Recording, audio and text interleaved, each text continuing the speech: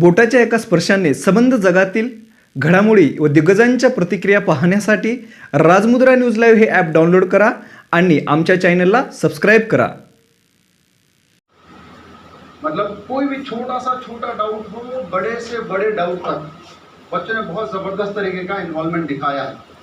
End in addition to that जिस तरीके का सिलेबस अपन लोगों ने डिज़ाइन किया है, मैंने कई सारे फाउंडेशन कोर्सेज के बुक्स देखे हैं and which I have come to a conclusion कि अपना syllabus not just because it is our institute but it is truly it is one of the toughest syllabus and आप सब लोग इसको बहुत ही बढ़िया तरीके से हैंडल कर रहे हो, जो कि अगेन वंस अगेन वेरी वेरी इंपॉर्टेंट, काबिल तारीफ है।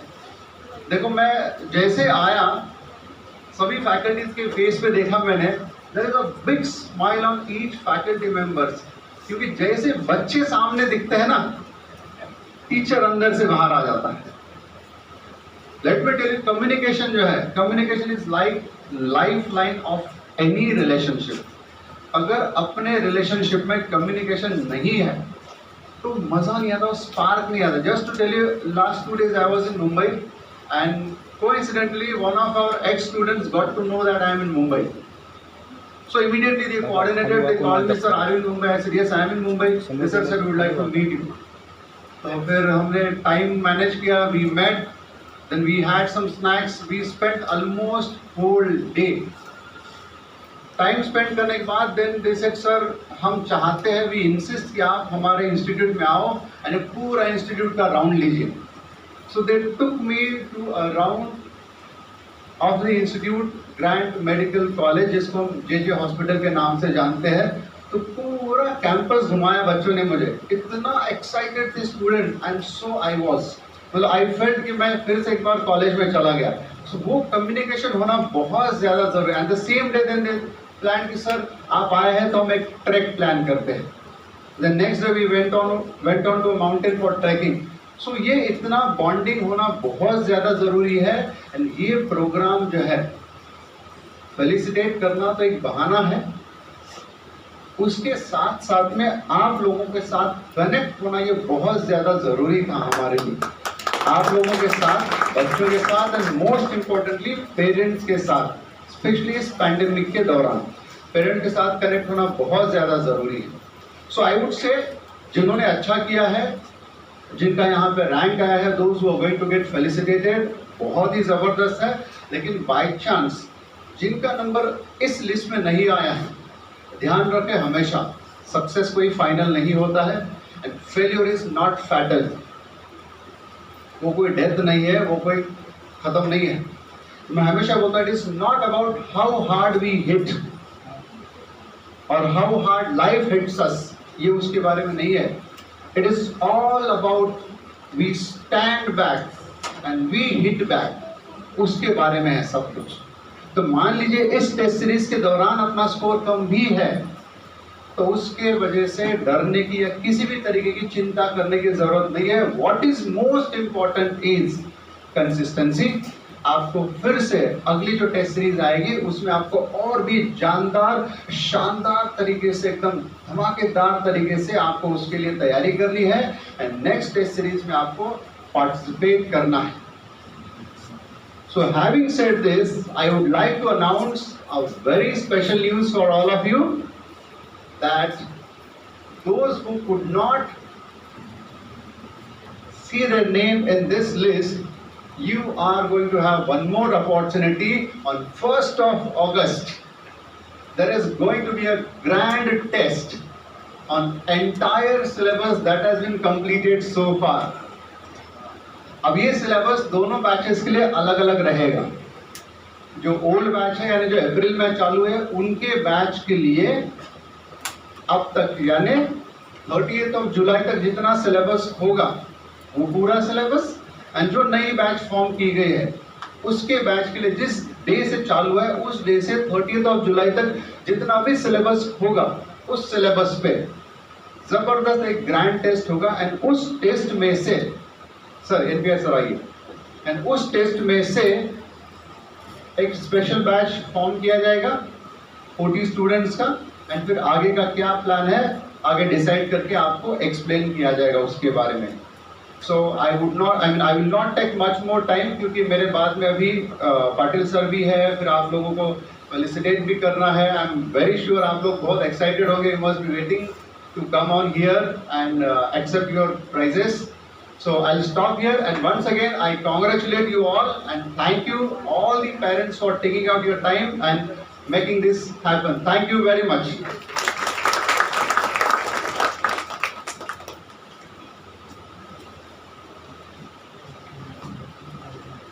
Thank you so much sir.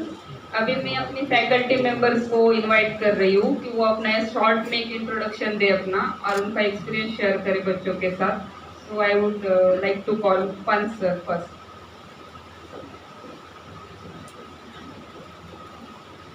Hello, good afternoon to you all. So, I was not taking this foundation, but recently I have joined for the doubt clarification. However, the program was well coordinated and it was designed by all of us, and it is going on very fine. जहाँ तक मेरा सवाल है, मैं दीपक पंत यहाँ पे पिछले 1999 से मैं पढ़ा रहा हूँ, and I have been specifically teaching for IIT JEE. और in this 20 years of my journey, I have been through the FIITJEE mode of teaching, the Kota mode of teaching, and the Chaitanya Narayana mode of teaching. So I am familiar with nearly all types of things. Foundation is something which you cannot even expect ये कितना ज़्यादा beneficial होता है. First year में जब बच्चा हमारे pass आता है, तो जिन लोगों ने पहले से नहीं किया होता है, वो फर्स्ट ईयर के जो प्रेशर है उससे टूट जाता है. एकदम से उसके ऊपर मैथ्स, फिजिक्स, केमिस्ट्री, बायोलॉजी का प्रेशर जब पड़ता है 10th के कंपैरिजन में, उसको ये समझ में नहीं आता है कि हम कितना कर रहे हैं. फाउंडेशन में आप चाहे थोड़ा थोड़ा ही सीख रहे हैं, कुछ सीख पा रहे हैं, कुछ नहीं सीख पा रहे हैं. जब आप 11th में पहुंचेंगे, इसका एडवांटेज इतना ज़्यादा ट्रेमेंडस होता है कि बच्चा साइंस पढ़ने में इंटरेस्टेड हो जाता है. And all the top ranks that you see between 1 to 50, 1 to 100, they are produce from the foundation programme only.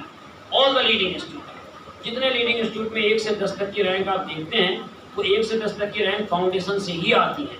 वो 11th 12th वाले बच्चे रेयर केसेस में होते हैं. सारे बच्चों ने फाउंडेशन किया. We have got a great advantage कि हम उनको पूरा 6-6 महीने, 1-1 साल रिवाइज करा पाते हैं. So this is a short introduction and we will be with you. Anyway, those who are interacting for the last 7 days with me, they are familiar with me. For the last 3-4 days I am in India. I think that's it. We are anyway waiting for the others. Okay.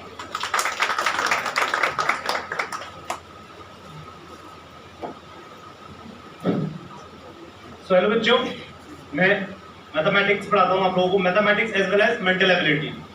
मेरा नाम Narendra Patidar. Initial बच्चे मुझे NPR sir से नाम से जानते हैं. So मैं ये बोलना चाह रहा हूँ, जैसे पूरा जो बेसिक जो बताया सर ने, दीपक सर ने जो बताया, उसमें 100% सच्चाई है बच्चों. फाउंडेशन बहुत ज़्यादा ज़रूरी है. और जो बच्चा फाउंडेशन करके आता है, कुछ ऐसी ऐसी छोटी छोटी बातें उनको मर्जअप करके आता है ना, तो 11th 12th में उसे कहीं भी प्रॉब्लम नहीं होती. यूजुअली होता क्या है हमारे एजुकेशन सिस्टम में, बच्चा 9th 10th पढ़कर आता है, इतनी छोटी छोटी किताबें पढ़ के आता है, पूरा बुकिश नॉलेज देकर आता है. वो उसे पता होता है कि भाई मुझे इसे ट्रांसफर करना है, कैसे ट्रांसफर करना है, क्या ट्रांसफर करना है, वहाँ लिखा होता है बुक में x 0 नहीं होना चाहिए. ये सब छोटी छोटी बातें हैं जो कि बच्चा वहाँ इग्नोर कर देता है. लेकिन फाउंडेशन में इन सभी पर फोकस किया जाता है. और जब आप 11th 12th में आते हैं और इतनी बड़ी बड़ी बुक के साथ आते हैं, जहाँ पर हमें कॉन्सेप्ट्स पे ज़्यादा बिलीव करना होता है, ना कि फॉर्मूला बेस्ड रहना कर, तो ये सब चीज़ें जब आप चेंज होते हो तो कहीं ना कहीं प्रॉब्लम आती है आप लोगों को इस बात को लेकर कि हम कैसे आगे बढ़ रहे हैं. मतलब वहाँ पर आपको फिर एकदम फ्रस्ट्रेशन लेवल आपका बहुत ज़्यादा पीक पे चला जाता है. तो जो फाउंडेशन जो काम करता है वो बहुत ही इंपॉर्टेंट होता है आप लोगों के लिए. सेकेंड थिंग, मैंने यहाँ पर ऑब्जर्व किया है, बच्चे मार्क्स ओरिएंटेड बहुत ज़्यादा सोचते हैं. उनकी मतलब एक टेंडेंसी होती है, मार्क्स आ रहे हैं तो अच्छा है, मार्क्स नहीं आ रहे हैं तो मैं अच्छा नहीं कर रहा हूँ. आप पेपर में भी ये चीज़ ऑब्जर्व कीजिए कि आप कितना सीख रहे हैं. पेपर भी एक लर्निंग है बच्चों. पेपर में मैंने यहाँ पर बताया, जैसे फॉर एग्जाम्पल मैं मैथ्स का कुछ एग्जाम्पल लूँ तो मैं बोल रहा हूँ मैं 2 डिग्री के बारे में कुछ बता रहा हूँ, 3 डिग्री के बारे में कुछ बताया. तो एक बच्चे का मुझे कल फोन आता है, सर 4 डिग्री के बारे में आपने फैक्टराइजेशन बताया ही नहीं, मैंने 3 डिग्री के लिए. अब आपको सोचना है कि 4 डिग्री का कैसे करना है फैक्टराइजेशन, इस बारे में आपको सोचना है. तो एक प्रोटोकॉल, एक मतलब लर्निंग कैपेबिलिटी आपको बढ़ानी होगी आपकी. ये बात ध्यान रखिए, मार्क्स ओरिएंटेड बहुत ज्यादा ना सोचें। इजीली अगर मैं बात करूं, पेपर बहुत इजी बना दूं, आपका मार्क्स आउट ऑफ 100 जाए, तो आप इसमें ये सोचिए कि आपने कितना सीखा है। लेकिन पेपर अगर आपका ऐसा बने जिसमें आप कुछ सीख रहे हैं कि हाँ ये कुछ नई चीज है, ये कोई नया कॉन्सेप्ट है जो मैंने सीखा है, तो वो भी एक लर्निंग का हिस्सा है बच्चों, ठीक है ना। तो बहुत ज्यादा मैं बात बोल रहा हूँ आप लोगों को कि मार्क्स ओरिएंटेड ना सोचे। सो बच्चों सारे क्यूज में बैठे हुए हैं, ठीक है, तो आगे आप लोग इसको मेहनत अपने अच्छे से कीजिए, ये बात मैं बोल रहा हूँ, और फोकस कीजिए अपनी पढ़ाई की ओर। Thank you very much.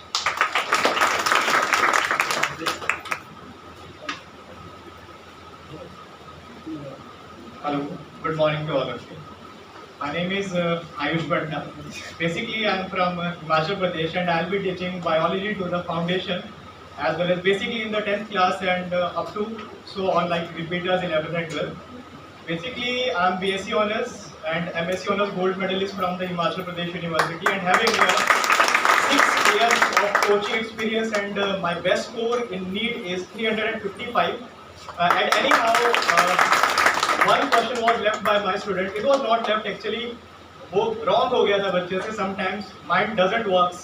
But this year I have decided that we'll rock, and it's our foundation basically. And I have decided we'll rock throughout the Nanded region, and it's my promise. But the things depends on you as well as on me. हम दोनों को मिलके चलना होगा. अगर हम लोग चलेंगे तो 100% will rock the situation. Thank you.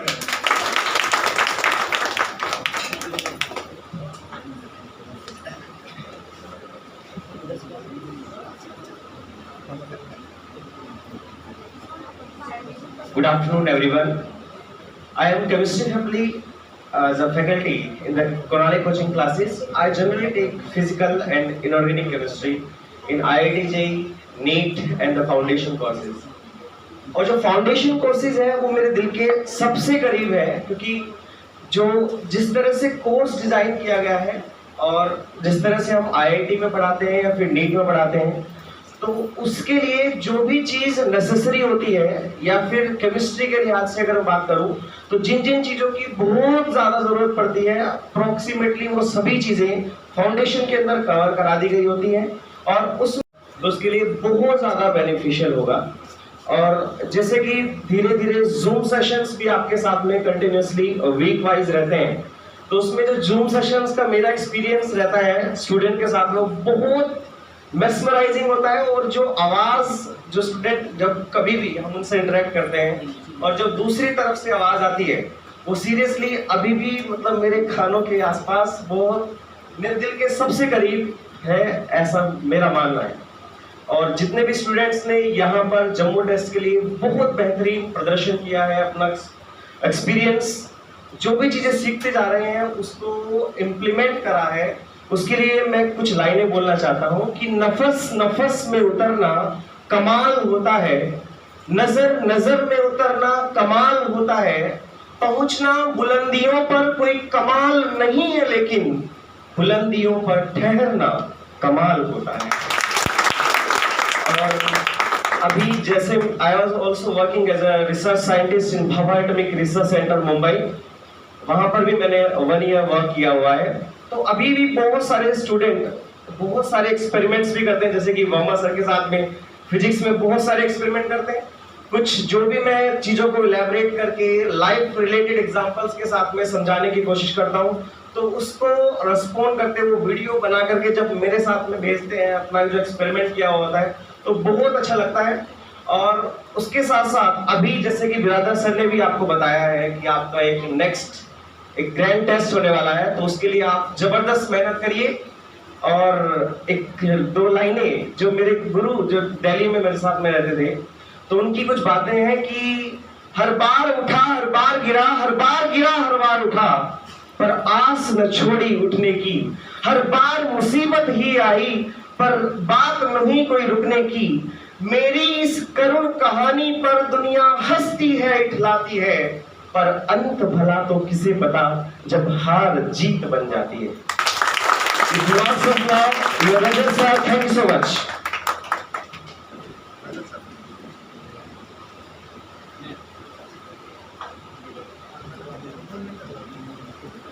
Hello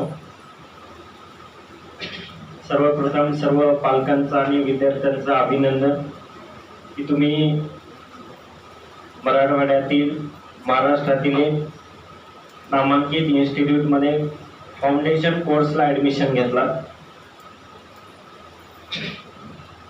me just आत्ता 7th क्लासला आलो आहे ऑनलाईनमध्ये. बरेच काही विद्यार्थी आहेत अगोदरचे, म्हणजे मला वाटतं 9th क्लासचे आहेत, त्यांनाही फाउंडेशन कोर्समध्ये शिकवण्याची संधी मिळाली. मी Vikas sir MSc chemistry, NET, SET आणि गेट तिने एक्झाम क्वालिफाय झालेला आहे.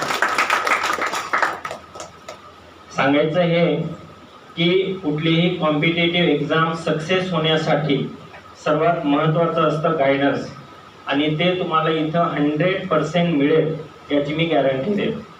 ठीक आहे, थँक्यू.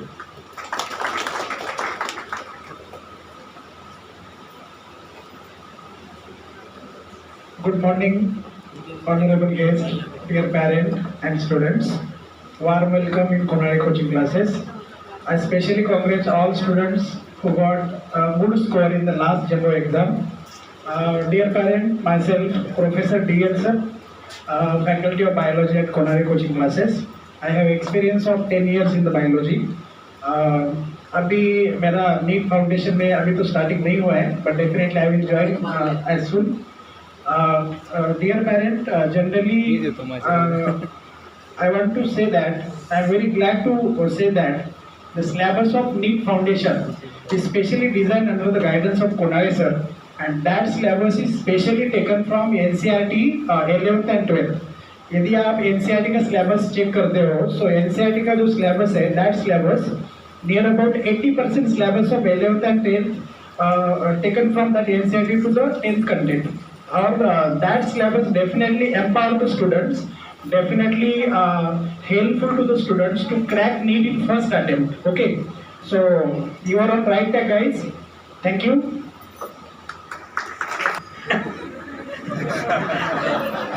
आदत वही पड़ी है, बच्चों के सामने इंटरेक्ट करना है तो सबसे पहले जोश के साथ आना है, बोलना है गुड मॉर्निंग, गुड आफ्टरनून.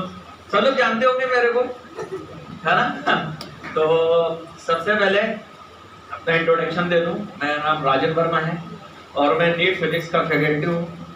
साथ ही साथ मैं आपके फाउंडेशन का भी पढ़ा रहा हूँ. और जो भी हूँ यहाँ पर आज मैं वो सिर्फ और सिर्फ कोनाले सर की वजह से हूँ. आज जो आपको जो चीज़ें पढ़ा पा रहा हूँ बिकॉज ऑफ हर रीज़न, हर जो भी है सिखाते जाते थे कि राजन ऐसे करना है, बच्चों को इस तरह से समझ में आना चाहिए, बच्चों को इस तरह से समझ में आना चाहिए.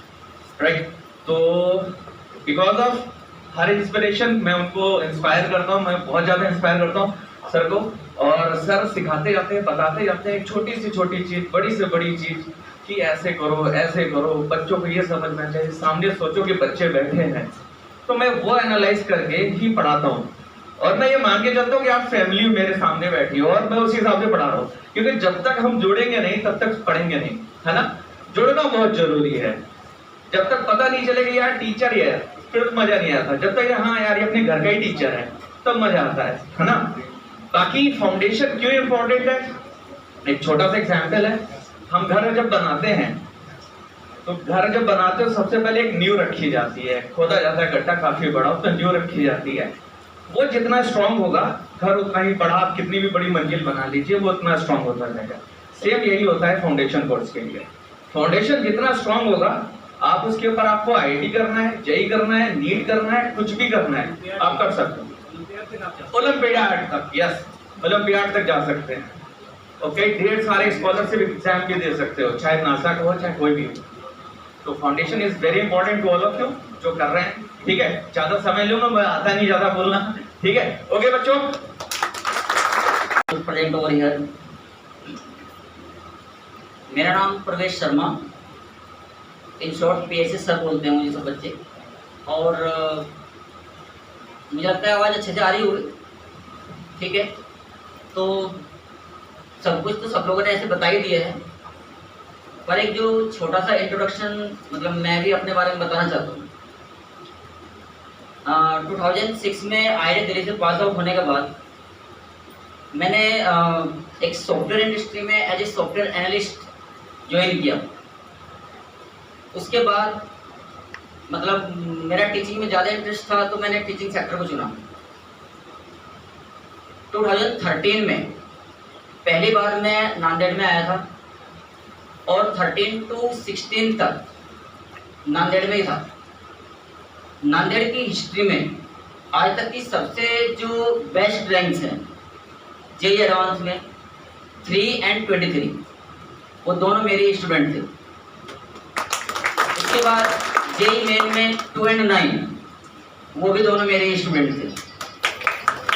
और वापस से अभी ज्वाइन करने का दोबारा एम यही है कि पुराने जो रिकॉर्ड्स हैं वो ब्रेक होने चाहिए।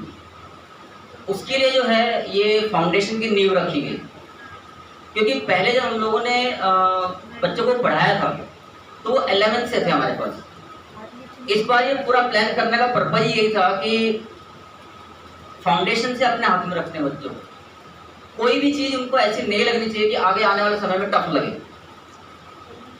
तो इनिशियली ऐसा लगा होगा आप लोगों को, जैसे कई बच्चों के फीडबैक्स भी आए कि भाई मैथ्स बोरिंग होता है। हो सकता है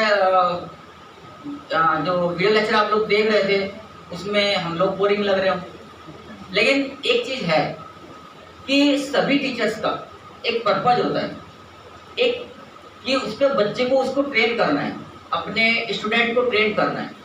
और सबको ट्रेन करने का तरीका अलग अलग होता है, सबका टीचर्स का तरीका अलग अलग होता है। आप लोग देख रहे होंगे कि इनिशियली जो मार्क्स आ रहे थे बच्चों के वो बहुत कम थे, लेकिन अब धीरे धीरे वो इम्प्रूव हो रहे हैं। वजह क्या थी, चेंज क्या हो रहा है? पहले भी पेपर हम ही सेट करते थे, पहले भी हम ही पढ़ा रहे थे और पढ़ने वाले भी आप ही लोग थे। तो ये चेंज हो क्यों रहा है? एक्चुअली ट्रेडिशनल जो टीचिंग है ना वो चेंज हुई है, ट्रेडिशनल वे ऑफ स्टडी वो चेंज हुआ है। उसका मतलब क्या, उसका एक्सप्लेन करता हूँ। जब आप पहले अपने किसी भी एग्जाम के लिए प्रिपरेशन करते थे तो आप जो पढ़ते थे, जिस बुक से पढ़ते सब उसी में से आता था। अभी वैसा नहीं हो रहा है, शुरुआत से ही नहीं हो रहा है। लेकिन क्योंकि वो चीज़ें आपके लिए नहीं थी इसलिए ऐसा हुआ कि भाई स्टार्टिंग में स्कोर हुआ ही नहीं, क्योंकि हम तो अपनी बुक्स रट के जाते थे, उसका तो डेटा भी याद होता था हमें, लेकिन सवाल तो उसमें से आ नहीं रहे थे। इवन कई बच्चों ने बोला कि सर एक भी सवाल ऐसा नहीं आता, जो आप दे रहे हो पढ़ाते हो कुछ और हो, आता पेपर में कुछ और है। लेकिन धीरे धीरे वो चीज़ें बदलती गई। आज उसका परिणाम ये है कि आप बोर्ड की कोई सी बुक से जितने चैप्टर्स हो चुके हैं 10th में, जितने भी बच्चे अभी पढ़ रहे हैं, किसी से कोई सा भी क्वेश्चन करा के देख लो बोर्ड की बुक का। मतलब ये मैं पेरेंट्स की श्योरिटी के लिए बता रहा हूँ, ताकि उन लोगों को ऐसा नहीं लगे कि भाई बोर्ड की प्रिपरेशन हो रही है कि नहीं हो रही है। बोर्ड्स जो है ना पूरी तरीके से कवर हो रहे हैं, लेकिन बच्चों को एक जो बढ़िया हैबिट बन गई है ना, वो हैबिट है कि अब उनको अनसीन क्वेश्चंस को सोल्व करना आ गया। एक्चुअली पर्पज यही था। जब हमने फाउंडेशन का इनिशियली एक इंट्रोडक्टरी वीडियो बनाया था, उसमें ये बताया था हमने कि फाउंडेशन का एक्चुअली मतलब ये है कि भाई आप जिस क्लास में हैं उस क्लास के कंटेंट आपके इतने मजबूत हों कि आपको कोई चैलेंज ना कर सके। लेकिन वहाँ पर कंटेंट मजबूत होने से मतलब मेरा ये बिल्कुल नहीं था कि आपको उसके सवाल रटे हों, आपको कोई सवाल बोला जाए आप उसका आंसर बता दो, ऐसा मतलब नहीं था। उसके कंसेप्ट से मतलब था। और मैं इस बात को लेकर पूरी तरीके से आश्वस्त हूँ और अभी तक की प्रोग्रेस से बच्चों से खुश भी हूँ। अभी ये जो अपने 10-11 बच्चों के फोटोज यहाँ पर देख रहे हैं, मतलब मैं हालांकि अभी ब्रदर सर ने बोला था कि भाई सर की जो थिंकिंग है वो बहुत बढ़िया है, इसमें कोई डाउट नहीं है, क्योंकि ये फेलिसिटेशन प्रोग्राम होगा ये बच्चों के लिए सरप्राइज था और मेरे लिए भी सरप्राइज था, इवन फैकल्टीज के लिए, क्योंकि बहुत सारे बच्चों को जंबो टेस्ट है, नाम से जंबो है भाई, तो जंबो सोच के छोड़ दिया होगा। पता होता कि इसमें प्राइजेस मिलने वाले हैं तो शायद सीरियस होकर पढ़ाई कर लेते, लेकिन अब जो हो गया सो हो गया। लेकिन सर ने एक सेकंड चांस दिया है, दैट्स गुड। लेकिन इसमें एक बात है कि जो बच्चे इसमें नहीं हैं या जो हैं भी, जो हैं उनको भी बहुत ज़्यादा खुश होने वाली कोई बात नहीं है इसमें, और जो नहीं है उनको भी कुछ ज़्यादा दुखी होने वाली बात नहीं है, ऑनलाइन टेस्ट हो रहे हैं, ठीक है। तो परिणाम जो है वो काफ़ी हद तक हमारे ऊपर निर्भर करते हैं जो टेस्ट दे रहे हैं। लेकिन सही मायने में जो बच्चे हकदार हैं वो बच्चे हैं जिनका कंसिस्टेंट परफॉर्मेंस, अगर जैसे हम लोग सारे टीचर्स अपने अपने बैचेस के रिजल्ट्स को पूरी तरीके से एनालिसिस करते हैं। कई पेरेंट्स ने भी, इवन 2-3 बच्चों ने भी मुझे मैसेज किया कि सर टॉप किया है, कई बच्चों ने आप मैसेज ही नहीं करते, कोई मोटिवेशनल मैसेज नहीं आता,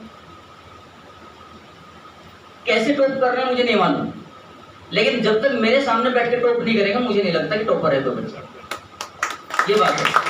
वो टेस्ट जो है ना ऑफलाइन होगा, ठीक है, उसमें इन्विजिलेशन हमारी टीम कर रही होगी, तब होगा टॉपर। लेकिन एक बच्चा जो है ना, खास करके मैं उसको मेंशन करना चाहूँगा, क्योंकि मैं हालांकि सारे बच्चों का एनालिसिस करता हूँ। अभी 4-5 दिन पहले मैंने एक बच्चे के लिए मैसेज किया था, खाली अस्मित के लिए।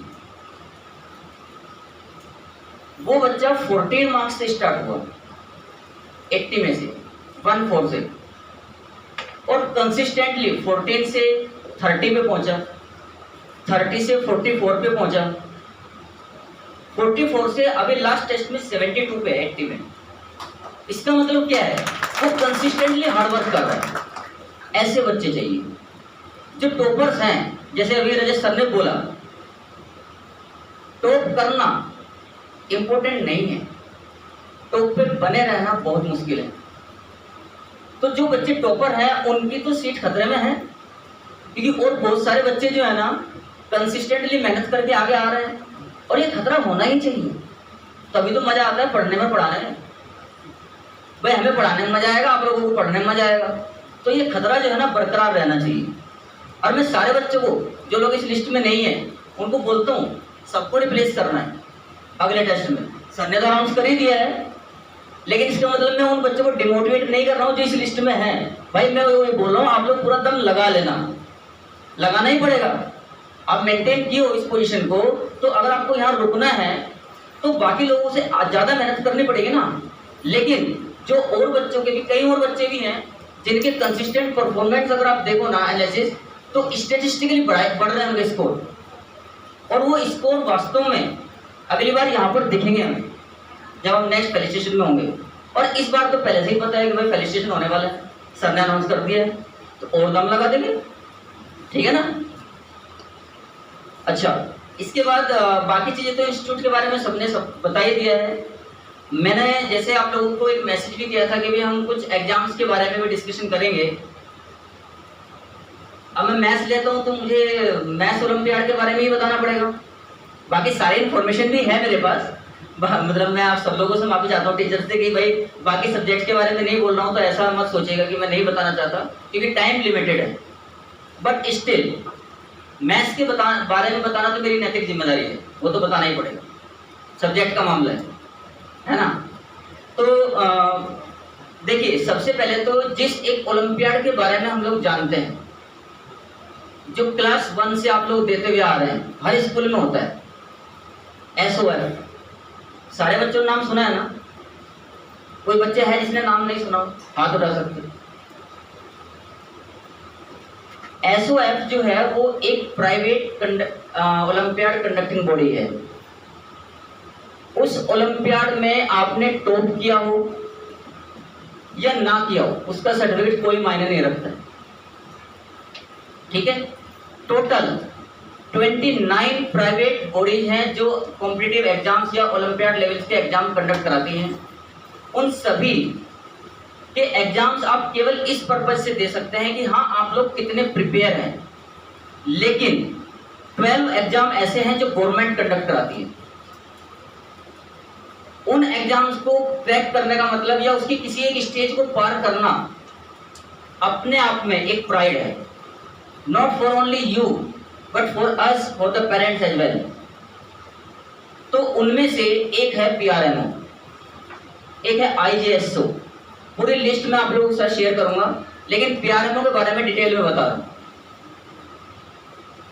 इसका जो एग्जाम होता है वो टोटल 6 स्टेजेस में होता है। अभी तक जो इसके रजिस्ट्रेशन होते थे वो स्कूल की तरफ से होते थे। लेकिन लास्ट ईयर कोविड की वजह से पहली बार ऑनलाइन रजिस्ट्रेशन चालू हुए इसके। जनरली अगस्त में इसका रजिस्ट्रेशन स्टार्ट होता है और नवंबर तक इसके टेस्ट होते हैं। अगर कोविड की वजह से कुछ डेट्स वगैरह चेंज नहीं होती हैं तो नोटिफिकेशन आने के बाद आप लोगों को इसके बारे में पूरी तरीके से बताया जाएगा कि अब इसका नोटिफिकेशन आ चुका है, आप लोग फॉर्म अप्लाई कर सकते हैं। स्टेज 1 में जो है, जो स्टेट गवर्नमेंट होती है उन्हीं की एक कंडक्टिंग बॉडी होती है जो कि उस एग्जाम को कंडक्ट कराती है। उसके बाद उसका रोल खत्म हो जाता है। स्टेट गवर्नमेंट में भी उसका केवल कंडक्टिंग से मतलब है कि वो उसको कोऑर्डिनेट करती है। वैसे तो जो IMT है, institute of mathematical teachers in India, IMTI बोलते हैं उसको, वो उसके कंडक्टिंग बॉडी है, मेन पेरेंट बॉडी वो है। स्टेज 1 आपको आपके स्टेट में उन 40 या 44 बच्चों में शामिल करेगा जो उसको पार करके नेक्स्ट स्टेज में जाएंगे, जो है RMO, PRMO, pre regional mathematics olympiad. Second है RMO, रीजनल मैथमेटिक्स ओलंपियाड। इसको HCBSC कराता है, HBCSC सॉरी, होमी बाबा जो सर ने बताया इंस्टीट्यूट जो है, तो HBCSC इसको कंडक्ट कराता है और RMO से लेके स्टेज 6 तक की सारी जिम्मेदारी HBCSC ही निभाएगा। ठीक है, IMTI का काम जो है स्टेज 1 के बाद कंप्लीट हो जाता है। स्टेज 2 जो है ये 3 आवर्स का एग्जाम होता है और इसमें केवल 6 क्वेश्चन आते हैं, केवल 6, जिसमें से अगर किसी बच्चे ने 1.5-2 क्वेश्चन भी सही कर लिए तो वो क्वालिफाई कर सकता है। और अगर 2.5 या 3 क्वेश्चंस तक पहुंच गए तो टॉपर्स की लिस्ट में हो सकते हो। तो इससे आप अंदाजा लगा लो कि उस एग्जाम का लेवल क्या होता है। लेकिन ये अपने आप में कितना बड़ा अचीवमेंट है वो सोचो कि अगर आप लोग RMO का टेस्ट क्लियर करते हैं तो पूरे भारत से टोटल करीबन 700 या 800 स्टूडेंट सिलेक्ट होने वाले हैं पूरे भारत से। जिस स्टेट में RMO स्टेज 2 के बच्चे क्लियर करेंगे उस स्टेट के जो एजुकेशन मिनिस्टर है उनके द्वारा चीफ मिनिस्टर की प्रेजेंस में उनको बाकायदा फेलिसिटेट किया जाता है। ये है RMO, यानी कि अभी तक आप लोग स्टेज 2 में आए। अब आगे चलते हैं। तीसरी जो स्टेज है Indian national mathematics olympiad, INMO बोलते हैं इसको। इसके लिए आपको HBCSC में ही बुलाया जाएगा। आपको 8 दिन तक उसके लिए ट्रेनिंग दी जाएगी और उसके बाद वो लोग अपने आप से आपका टेस्ट कंडक्ट करेंगे। ठीक है, 8 डेज की ट्रेनिंग के बाद उस टेस्ट में जो टोटल बच्चे सिलेक्ट होंगे वो आएंगे 35, अप्रोक्सीमेटली मैक्सिमम आएंगे 35 स्टूडेंट्स। उन 35 के बाद जो 5th स्टेज में जाएंगे वो है pre departure camp. Pre departure camp इसको PDC भी बोलते हैं। वो भी HBCSC करता है, लेकिन उन 35 स्टूडेंट्स को जो ट्रेनिंग देंगे वो ISC बेंगलोर या IIT या TIFR मुंबई के जो मैथ्स के मतलब टॉप मोस्ट प्रोफेसर हैं जिनका वर्ल्ड वाइड नेम है, ऐसे लोग आप लोगों को ट्रेनिंग देंगे उन 35 स्टूडेंट्स को प्री डिपार्चर कैंप में। और उन 35 में से 6 स्टूडेंट्स का सिलेक्शन होगा स्टेज 6 के लिए। वो जो 6 स्टूडेंट्स होंगे वो इंडिया को रिप्रेजेंट करेंगे जहां पर IMO होगा, इंटरनेशनल मैथमेटिक्स ओलंपियाड। तो ये है बच्चों सही मायने में एक ओलंपियाड। मैं ऐसा नहीं बोल रहा हूँ कि भाई आप लोगों को सबको मैथ्स के बारे में सोचना है। 6 स्टेजेस वैसे ही IGSO में, चाहे आप फिजिक्स ऑप्ट करते हो, केमिस्ट्री ऑप्ट करते हो, एस्ट्रोनॉमी ऑप्ट करते हो, बायोलॉजी ऑप्ट करते हो, सब में यही स्टेजेस हैं। सबका प्रोसेस यही है, बस कंडक्टिंग बॉडी और ट्रेनिंग बॉडी अलग अलग है। स्टेजेस सबकी इतनी ही हैं। तो जिसका जिस सब्जेक्ट में भी इंटरेस्ट है वो अपने अपने टीचर से कनेक्ट हो सकता है। यहाँ तक का किसी का मन में कोई क्वेश्चन है? ठीक है, इसमें मैं एक बात और ऐड करना चाहता हूँ आगे चलने से पहले, क्योंकि मैं अभी आपको इसके सिलेबस के बारे में बताऊंगा। एक और मुझे IITs के बारे में भी थोड़ा इसमें डिस्कस करना है। लेकिन जनरली एक जनरल क्वेश्चन है, आप लोगों में से कोई भी आंसर कर सकता है, ऑफ कोर्स मैथ्स का नहीं है। तो एक चेन जो होती है, चेन, कोई चेन कितनी मजबूत है ये हमें कैसे पता चलता है? जो आप पहनते हो उसी, मान लो उसी चेन की बात कर रहा हूँ मैं। तो कोई चेन कितनी मजबूत है कैसे पता लगाते हैं? उसमें कोई साइंस नहीं लगाना, हाँ, बॉन्डिंग, जो उसकी लिंक्स होती हैं। मतलब जनरली अगर हम चेन खरीदे हैं तो हम उसको खींच के देखते हैं, ऐसा मतलब मुझे तो लगता है खींच के देखते होंगे, और तो कोई रास्ता है नहीं। तो चेन कहाँ से टूटेगी? अगर वो उसको टूटना होगा तो वो वहां से टूटेगी जो उसकी सबसे कमजोर कड़ी होगी, वीकेस्ट लिंक पे। लेकिन अगर उसकी सबसे कमजोर कड़ी को सबसे मजबूत बना दिया जाए तो वो चेन कितनी मजबूत हो सकती है? तो ये फाउंडेशन का पर्पज ही यही था बनाना चाहिए हमारे लिए। जो स्टूडेंट्स टॉपर हैं, जो बचपन से अच्छा परफॉर्म कर रहे हैं, वो ऑफ कोर्स महत्व रखते हैं, लेकिन मेरा और मेरी पूरी टीम का एकमात्र उद्देश्य ये है कि जिस दिन मेरी क्लास का वीकेस्ट स्टूडेंट सबसे ज्यादा स्ट्रॉन्ग हो जाएगा, उस दिन मेरा मतलब ड्रीम होगा कि हाँ, आज मेरा सपना पूरा हुआ कि ये फाउंडेशन मैंने क्यों शुरू किया था। तो जो स्टूडेंट्स भी हैं, जो क्लास भी है, वो actually this like a chain. उसमें हमारा पर्पस सिंपल, सबसे कमजोर स्टूडेंट को सबसे स्ट्रॉन्ग बनाना है, और हम उसके लिए पूरी तरीके से मतलब आश्वस्त है, क्योंकि हम सही डायरेक्शन में काम कर रहे हैं। हाँ, इनिशियली जैसे एनपीआर सर ने बोला, मार्क्स मैटर नहीं करते, मार्क्स कम ज्यादा होंगे, चीजें बदल रही हैं, तो बदलाव में तो परिवर्तन जब होता है तो मतलब कहीं ज्यादा और कहीं कम होता है। कुछ लोगों को समय लगता है एडॉप्ट करने में चीजों को, कुछ को कम लगता है, कुछ को ज्यादा लगता है, लेकिन एडॉप्शन होना ही चाहिए। अभी सारे बच्चे जो 10th में है बायोलॉजी पढ़ ही रहे होंगे, है ना? मुझे बायोलॉजी नहीं आती, बट उसमें एक चीज है, एक बुक थी लेमार्क ने लिखी थी शायद, ओरिजिन ऑफ स्पीसीज, या तो डार्विन ने लिखी, मुझे नहीं मालूम, लेकिन दोनों में से एक ने लिखी, ये पक्का है, लेमार्क ने, ओके, डार्विन ने लिखी। तो जो थ्योरी ऑफ सर्वाइवल है वो किस में है? उसी में ही है ना? तो मतलब बायोलॉजी के रिलेटेड टर्म नहीं है, लेकिन एक सिंपल उसका जो एम है बताने का, वो बताना चाहता हूँ। इस पूरी सृष्टि के अंदर वही लोग सरवाइव करते हैं जो अपने आप को परिस्थिति के अनुसार डाल सकते हैं। अगर हम अपने आप को परिस्थिति के अनुसार नहीं डाल पाएंगे तो विलुप्त हो जाएंगे, ऐसा था उसमें। डायनासोर्स अपने आप को ये मानते थे कि हम सबसे शक्तिशाली प्राणी हैं इस धरती पे।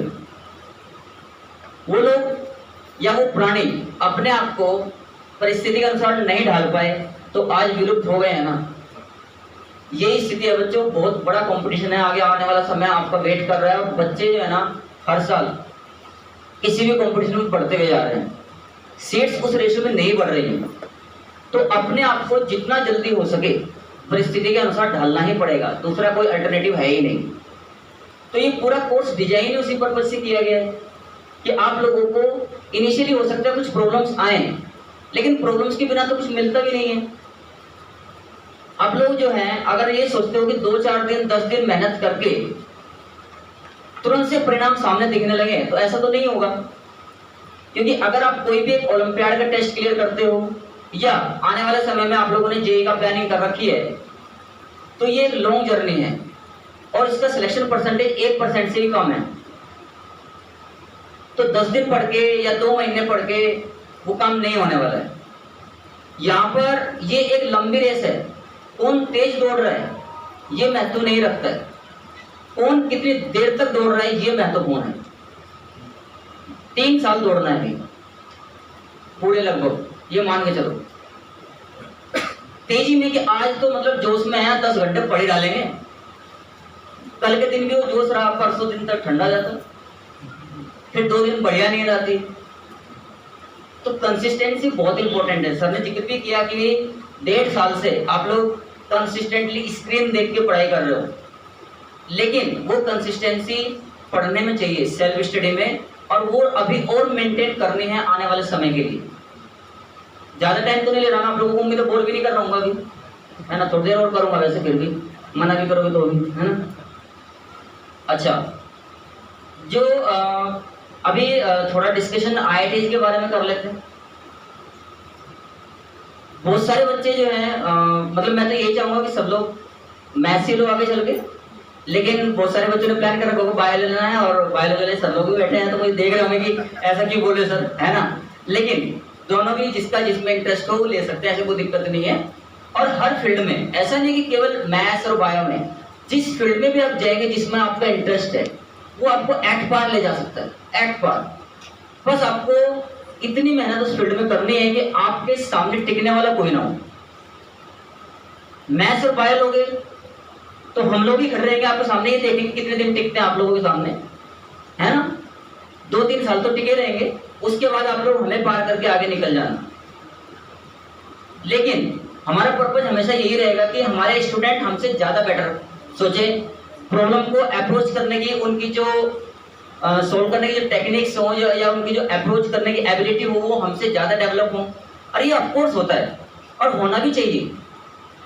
अगर हम आपको इतना नहीं सिखा पाए कि आप हमसे कम टाइम में क्वेश्चन को सोल्व कर सको, हमसे बेटर सोच सको, जबकि आप लोगों को हमसे 3 गुना पढ़ना पड़ता है। मुझे अकेले मैथ्स पढ़ाना है, मेरे साथ में 2 लोग, एक फिजिक्स पढ़ाएगा एक केमिस्ट्री पढ़ाएगा, आप लोगों को तीनों पढ़ना है। इसके बावजूद भी बच्चे हमेशा टीचर से पहले क्वेश्चन करना शुरू कर देते हैं, अगर वो सही मायने में बढ़िया पढ़ रहे हैं तो। और ये टीचर के लिए भी एक बहुत मतलब प्राउड मोमेंट होता है जिस दिन ऐसा होता है कि क्लास के अंदर कोई क्वेश्चन अटक गया हो और हमें सोचना पड़ रहा हो कि यार कैसे करेंगे, एक बच्चा फटाक से आंसर बोलता सर ये ऐसा होगा। तो वो दिन सब टीचर अपने जीवन में देखना चाहते हैं। और अपने पास जो बच्चे हैं ना 10th में, उनके अंदर मैक्सिमम बच्चों के अंदर ये एबिलिटी है। आने वाले समय में आप लोग हमें बहुत बार ये दिन दिखाने वाले हो, ऐसा उम्मीद कर सकते हैं लोग। लेकिन इसके लिए आप लोगों को थोड़ा और बड़ा होना पड़ेगा, ये भी सच है। और अभी भी ऐसा करते हो आप लोग, जब जूम सेशन लेते हैं तो कई बार बच्चों के जो आंसर्स होते हैं ना वास्तव में खुश कर देते हैं कि इतना बढ़िया आंसर आप लोग कर रहे हैं, मतलब किसी क्वेश्चन का इस तरीके से हमने भी नहीं सोचा था। तो बस ऐसे ही सोचते रहो और आगे बढ़ते रहो। जैसे हमेशा बोलता हूँ मैं, be happy end keep learning. IITs के बारे में एक बार शॉर्ट में बता देता हूँ, सिर्फ 2 मिनट। टोटल जो है ना 23 IITs हैं। हर साल जेईई मेन में लगभग 14.5 लाख से 15.5 लाख बच्चे बैठते हैं जेईई मेन में। उसमें से एडवांस के लिए जो क्वालिफाई करते हैं वो लगभग 2,32,000 स्टूडेंट्स होते हैं। उन 2,32,000 में से अभी तक टिल डेट मैक्सिमम 11,800 सीट भरी जाएंगी। यानी कि अगर मैं मिनिमम भी पकड़ के चलूंगा कि 14.5 लाख बच्चे बैठे थे तो 11,800 मतलब वो सीट IIT को मिलने वाले हैं। तो 1% से कितना कम है ना सिलेक्शन। तो लेकिन एक मन में विचार रखो कि एक ही सीट चाहिए हमें, बाकी सिर्फ 11,799 वो मेरे काम की नहीं है, एक चाहिए। उस एक सीट के लिए फाइट करना है और सिर्फ सोचने से नहीं होगा ये काम, उसके लिए करना पड़ेगा, तपस्या करनी पड़ेगी। मैं एक बार बीच में बोलते बोलते रह गया, जब मैं बोल रहा था कि भाई 2-3 महीने तो पढ़ के कोई भी ऐसा लगे कि इसको पढ़ना चाहिए, ऐसा नहीं होता। आप लोगों में से पेरेंट्स भी मैक्सिमम बैठे हैं, बच्चे भी पिछले लॉकडाउन में महाभारत और रामायण देखा ही होगा, है ना। और तो कुछ ऑप्शन था नहीं, तो ये अच्छा ही था कि रामायण महाभारत स्टार्ट हुए वापस से और बच्चों को वापस से देखने का मौका मिला। लेकिन उसमें भी हमें कई सारी चीजें सीखने को मिलती हैं। इस एग्जाम से रिलेटेड हमें क्या सीखने को मिलता है उसमें, कोई बता सकता है? बताओ, सोच के बताओ। अपने एग्जाम से रिलेटेड हम कुछ सीखेगा उससे, जेईई में कुछ काम आने वाली बात बताइए क्या उसमें? हाँ बता। नहीं आवाज ही नहीं मुझे आता। अच्छा, ये कौन सा किरदार निभा रहा था? कौन सा किरदार था, रामायण में था कि महाभारत में था जो इसको निभा रहा था?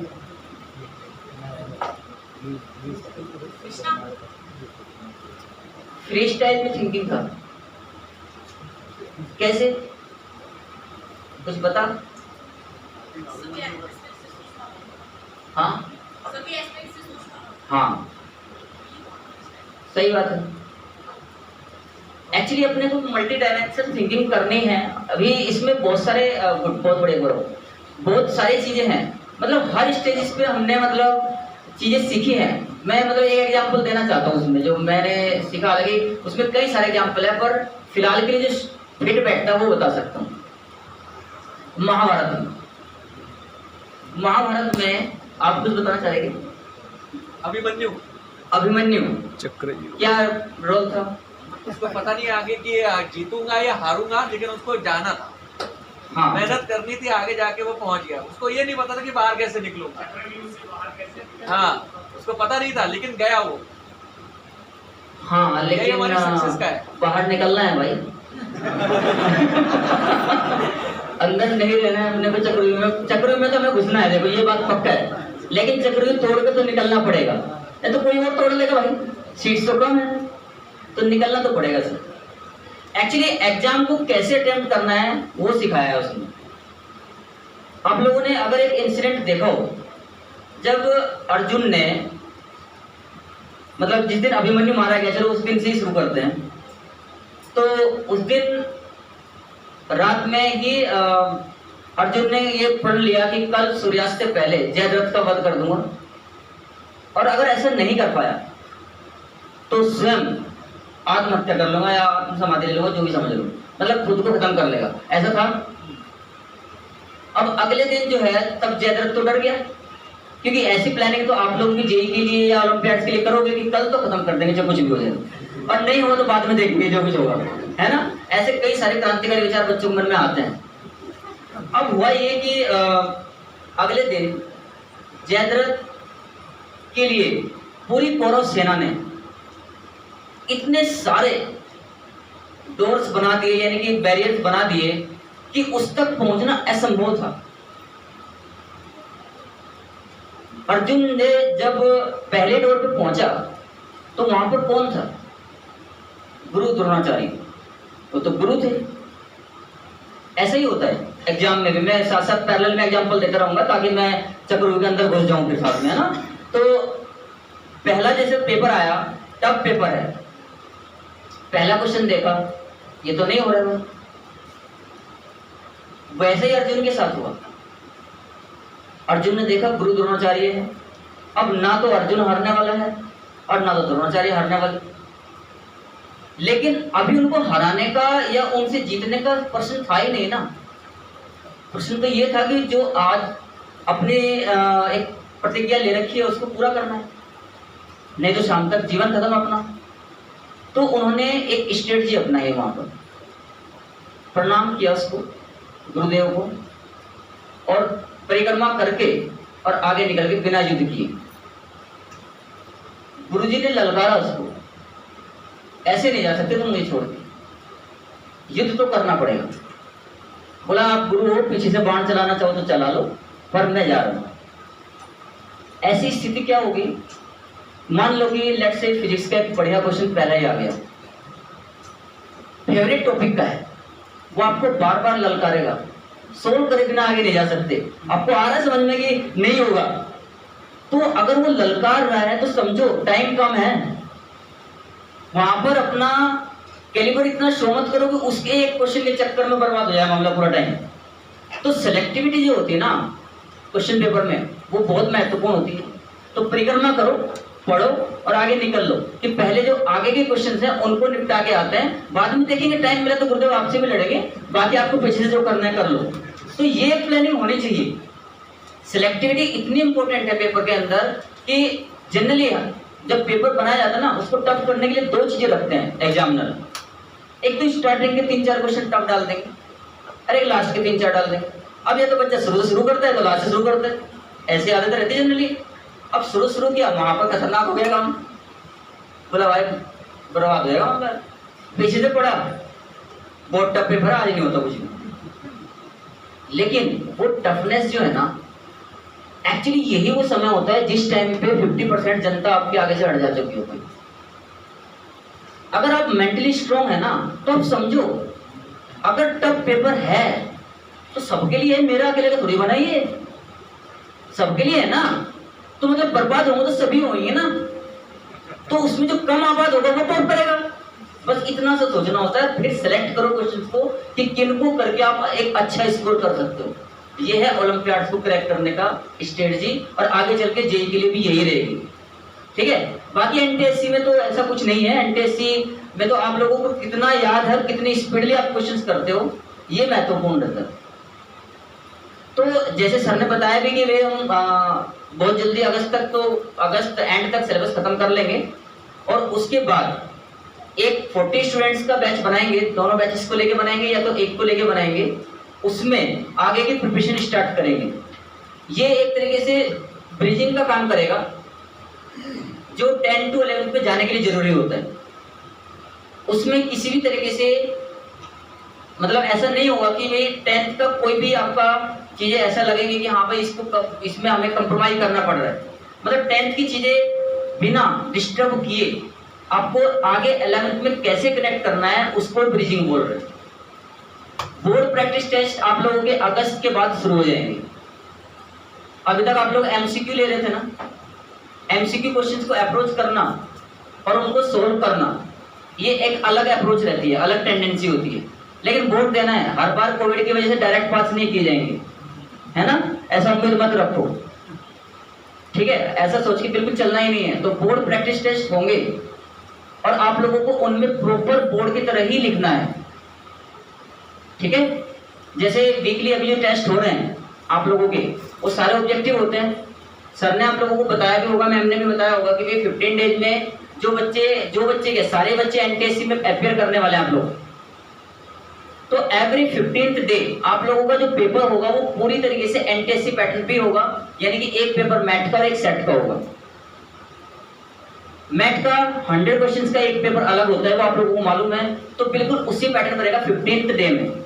एक जो पेपर रहेगा वो जैसे अभी चल रहा है एज यूजुअल ऐसा ही रहेगा, और एक पेपर जो आप लोगों का हुआ करेगा वो रहेगा बोर्ड प्रैक्टिस टेस्ट, जिसमें आप लोगों को ऑफलाइन शुरू होने के बाद, लेकिन है ना, ऑनलाइन में ऑफलाइन वो नहीं लेंगे हम पीपीटी, वो तो आपको यही सामने आके लिखना पड़ेगा। तो लिखने की हैबिट होनी चाहिए, अभी वो हैबिट कम हो रही है। आप लोग फील कर रहे हो कि नहीं ये बात?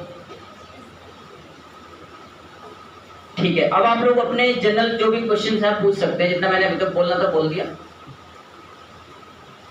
तो नाउ इट्स ओपन सेशन कि आप लोगों को मन में अगर अभी तक के मेरे द्वारा या टीम के द्वारा बोले गए किसी भी बात में आप लोग कुछ क्वेरी करना चाहते हो तो पूछ सकते हैं। क्लास में तो मैं कंपलसरी कर देता हूँ हर बच्चे को एक एक क्वेश्चन पूछना ही है। आप लोग पेरेंट्स से नहीं कर सकता तो आप लोग पूछ ही लो, फिर भी कुछ ना कुछ तो ऐसा पूछे जो हम लोगों के लिए भी हेल्पफुल हो और बच्चों के लिए भी हो।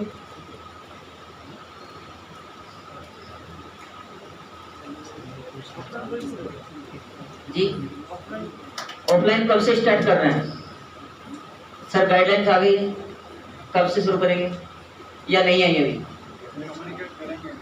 जम्बो टेस्टच्या माध्यमातून गुणवंत यशवंत विद्यार्थ्यांचा सत्काराच्या कार्यक्रमाच्या निमित्तानं तुम्हा सर्व पालकांना, विद्यार्थ्यांना आम्हा सर्वांच्या समोर बोलता यावं म्हणून या ठिकाणी त्यांनी जे कार्यक्रम आयोजित केलेला आहे, अशा या कार्यक्रमाचे सन्माननीय अध्यक्ष कोनाळे IIT कोचिंग क्लासेसचे संस्थापक अध्यक्ष सन्माननीय कोनाळे सर, कोनाळे IIT क्लासेसचे सन्माननीय प्राचार्य आदरणीय बिराजदार सर, कोनाळे IIT क्लासेसमध्ये या ठिकाणी विद्यार्थ्यांना मार्गदर्शन करणारे, शिकवणारे सर्व प्राध्यापक वर्ग, शिक्षक वर्ग आणि जेणेकरून गेल्या 2 वर्षापासून आमच्याशी ज्यांनी विकास सर, आमच्या क्लासेसला ज्यांचा आशीर्वाद मिळालेला आहे कोनाळे सरांच्या माध्यमातून, आदरणीय विकास सर, या बॅनरवर जवळपास 8 विद्यार्थी आमचे आलेले आहेत, आमच्या क्लासचे आलेले आहेत आणि गेल्या 8 वर्षापासून ज्यांची मेहनत, ज्यांनी शिल्प कोरण्याचं काम केलेलं आहे असे सन्माननीय वासरीकर सर, आदरणीय वासरीकर सरांना आणि वासरीकर सरांना आणि गेल्या 8 वर्षापासून आमचे विद्यार्थी आणि आम्ही खूप मानतो। पैकी 8 विद्यार्थ्यांना ज्यांनी यशवंत छोटं मोठं यश ज्यांनी या ठिकाणी संपादन करण्यासाठी केलेलं आहे असे वासरीकर सर, या ठिकाणी गेल्या 2-3 महिन्यापासून दीपाली विषयच्या माध्यमातून सुद्धा आम्ही या क्लासला जुटलेलो आहोत। सन्माननीय सर्व शिक्षक वृंद, मी आदरणीय पुनाळे सरांना आणि या ठिकाणी जमलेल्या सर्व प्राध्यापक वर्गांना सांगू इच्छितो, गेल्या 2-3 महिन्यापासून आम्ही तुमच्याशी जुडलोय. आपला क्लास, आपलं मार्गदर्शन, आपली टीचिंग आमच्या विद्यार्थ्यांना आवडलेली आहे. पण बोलता बोलता आपण बऱ्याच जणांनी सांगितलंय किंवा आमच्या पालकांना मी गेल्या 10 ते 12 वर्षापासून नांदेड शहरामध्ये मी असतो आणि मी पण प्राथमिक शिक्षक आहे. मागचा जर 10 ते 12 वर्षाच्या या नांदेडचा किंवा मराठवाड्यामध्ये नांदेडचा जर आम्ही इतिहास काढला तर शिक्षणाच्या बाबतीत आम्ही बाकी बाबतीत औरंगाबादच्या नंतर आमच्या नांदेडच्या बाबतीत नांदेड आमचं हे प्रगत होतं, पण शिक्षणाच्या बाबतीत आम्ही मागं होतो. पण गेल्या 10 ते 12 वर्षाची आमच्या कोनाळे सरांची, चौगुले सरांची मेहनत या नांदेड शहराला, नांदेड जिल्ह्याला कामाला आली आणि आमचे विद्यार्थी सुद्धा मराठवाड्यामध्ये लातूरच्या नंतर नांदेडचा नंबर लागला. मागच्या 10-12 वर्षाखालचा आम्ही इतिहास जर काढला तर 10-12 वर्षाखाली नांदेडचं वातावरण असं होतं की आमचे विद्यार्थी कमीत कमी MBBS ला तरी लागले पाहिजे. पालकांचं आता IIT हे आशात आलं, पण नांदेडमध्ये हे IITचं वातावरण नव्हतं. फक्त 10-12 वर्षाखाली फक्त MBBS ला विद्यार्थी लागले पाहिजे. आणि मित्र हो, खरंच आम्ही, आणि त्यावेळेस वातावरण असं होतं की आम्हाला MBBS ला लागायचं म्हणल्याच्या नंतर लातूरला जावं लागत होतं. लातूरला गेला तरच विद्यार्थी शाहूला लागला, लातूरला गेला, लातूरचे कोचिंग क्लासेस केला तरच विद्यार्थी MBBS ला लागते, अन्यथा लागू शकत नाही, असं त्यावेळेचं वातावरण होतं. पण अशा पडतीच्या काळामध्ये या नांदेड जिल्ह्याला किंवा नांदेड जिल्ह्यातल्या सामान्य शेतकऱ्यांच्या विद्यार्थ्यांना सुद्धा जर MBBS ला पुनाळे कोचिंग क्लासेसच्या माध्यमातून, चौगुले कोचिंग क्लासेसच्या माध्यमातून आमचे सामान्य विद्यार्थी लागले. हजारो विद्यार्थी आज आमच्या नांदेड शहरामध्ये, नांदेड जिल्ह्यामधले किंवा बाहेर जिल्ह्यातले इथे येऊन विद्यार्थी आज डॉक्टर होत आहेत. याचे खऱ्या अर्थाने शिल्पकार पुनाळे सर आणि चौगुले सर आहेत.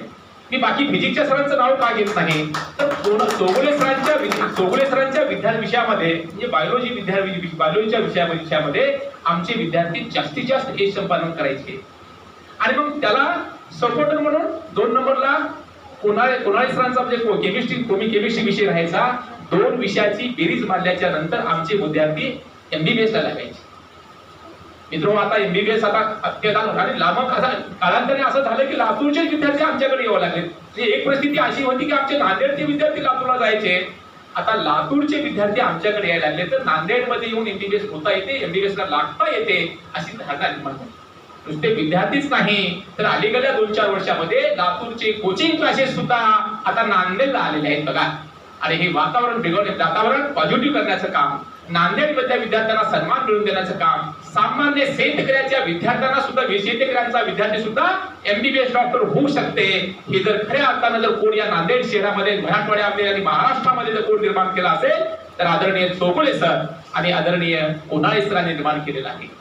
मित्रो, मी परमेश्वराला आणि निसर्गाला विनंती करणार आहे आदरणीय चौगुले सर, कोनाळे सरांच्या बाबतीत किंवा ज्यांनी आता MBBS थोडंसं मागं पडले, MBBS सुद्धा महत्व कमी झाले.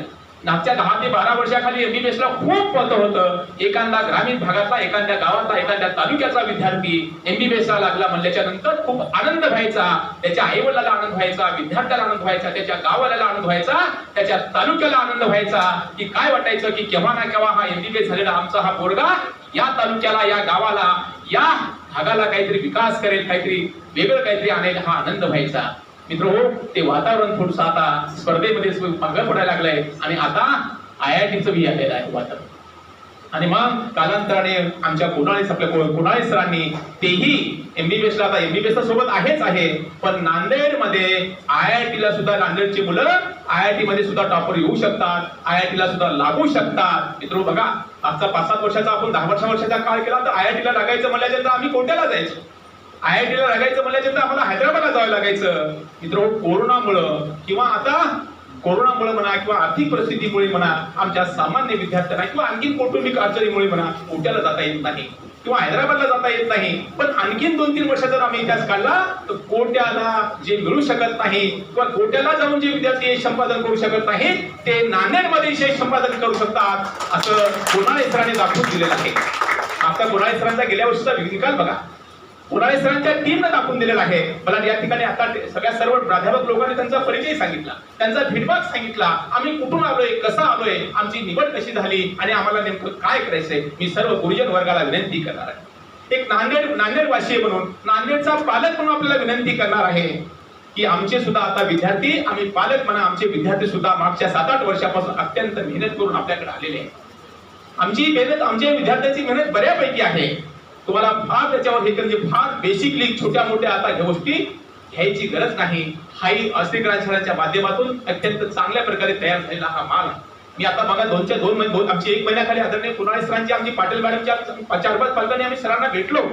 त्यांना सांगितलं की सर आता येता हे 10वीचं वर्ष आहे, 4-5 महिन्याच्या नंतर आमची हे 10वी पण संपणार आहे.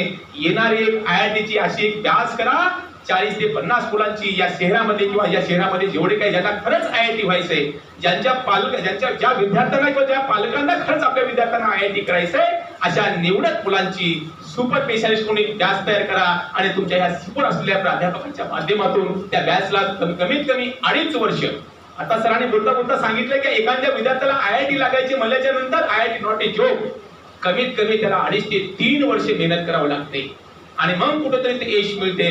खरंच मला या ठिकाणी जमल्या सर्व पालकांना विनंती करायची आहे, फार IIT ला लागण्यासाठी सर आता मला बोलता बोलता सांगितले की IIT ला लागण्यासाठी एकदम मुलगा फार 100% हुशारच लागते असं नाही. जो विद्यार्थी सातत्य असते, ज्या विद्यार्थ्यांचं सातत्य आहे, रोज रोज रोज रोज रोज रोज त्याने परफॉर्मन्स करेल, रोज रोज कष्ट घेईल, त्या विद्यार्थी सुद्धा IIT ला लागू शकते. मला सर्व पालक वर्गांना विनंती करायचं आहे की IIT सध्याचं वातावरण बघितलं तर नक्की आपल्याला IIT ही खूप छान आहे, नांदेडमध्ये आहे. आपण सर्वजण, मी सुद्धा तुमच्यासारखा एक छोटासा पालक आहे. या ठिकाणी माझा ओमशाही काळेकर हा माझा विद्यार्थी आहे, माझा मुलगा आहे. मला आपल्याला सर्वांना विनंती करायची की आपण सर्वजण एकत्र येऊ. इथं म्हणा, आणखी मी म्हणत नाही की तुम्ही कोणाला सरांची असं या म्हणणाऱ्यापैकी मी नाही, पण जर तुमच्या विद्यार्थ्यांना, विद्यार्थी मित्रांनो, जर तुम्हाला खरंच IIT व्हायचं असेल, खरंच तुम्हाला यश मिळवायचं असेल, खरंच पुढली जिंदगी तुम्हाला एकदम छान जगायचं असेल, तर तुम्ही नक्कीच या दालनामध्ये या, IIT च्या दालनामध्ये या. आणि आजपासून ठीक आहे, आता बोलता बोलता मी पण म्हणेल या ठिकाणी तुमचा फोटो असेल अथवा नसेल, पण तुम्ही तुमच्या आई वडिलांना सांगितलंय, पप्पा मम्मी माझ्यासोबत तुम्ही कुणाल सरांच्या क्लासला चला, आजच्या कार्यक्रमाला चला, एक ना एक दिवस माझा सुद्धा फोटो या ठिकाणी येणार आहे, मी आणणार आहे. म्हणून तुम्ही आलात. विद्यार्थी मित्रांनो, वेळ गेली नाही. या ठिकाणी सरांनी परिचय करून दाखवला, कुठून आलेत, कोण आलेत, कुठल्या क्लासहून आलेत, यांचा लाभ आपल्याला घ्यायचा आहे. हा कुणाल सरांच्या माध्यमातून मिळालेला हा प्रसाद आहे. हा प्रसाद आपण ग्रहण करा. आणि याच ठिकाणी नांदेडमध्ये तुम्हाला कोट्याला जायची गरज नाही. माझ्याही मनामध्ये 2-4 वर्षाखाली होतं की आपल्याला आता नक्की कोट्याला जावं लागेल, पण आता मी सुद्धा ठरवले की आता कोट्याला जायची गरज नाही. कोट्याचं सुद्धा वातावरण किंवा तिथे गेलेल्या पालकांचं गेल्या 2 वर्षापासून आपण फीडबॅक बघतोय. तुम्ही बघा, तुमचे कोणी मित्र असतील किंवा तुमचे कोणी पाहुणे असतील ज्यांनी कोट्याला गेले, हैदराबादला गेले, त्यांची हाल किंवा ते गुणवत्ता असून सुद्धा त्यांना जेवढ्या प्रमाणे यश मिळायला पाहिजे तेवढे यश मिळालं नाही. ते यश आदरणीय कुणाल सरांच्या माध्यमातून, आदरणीय कुणाल सरांच्या टीमच्या माध्यमातून या नांदेड शहरामध्ये कुणाल IIT कोचिंग क्लासेस मध्ये मिळालेलं आहे.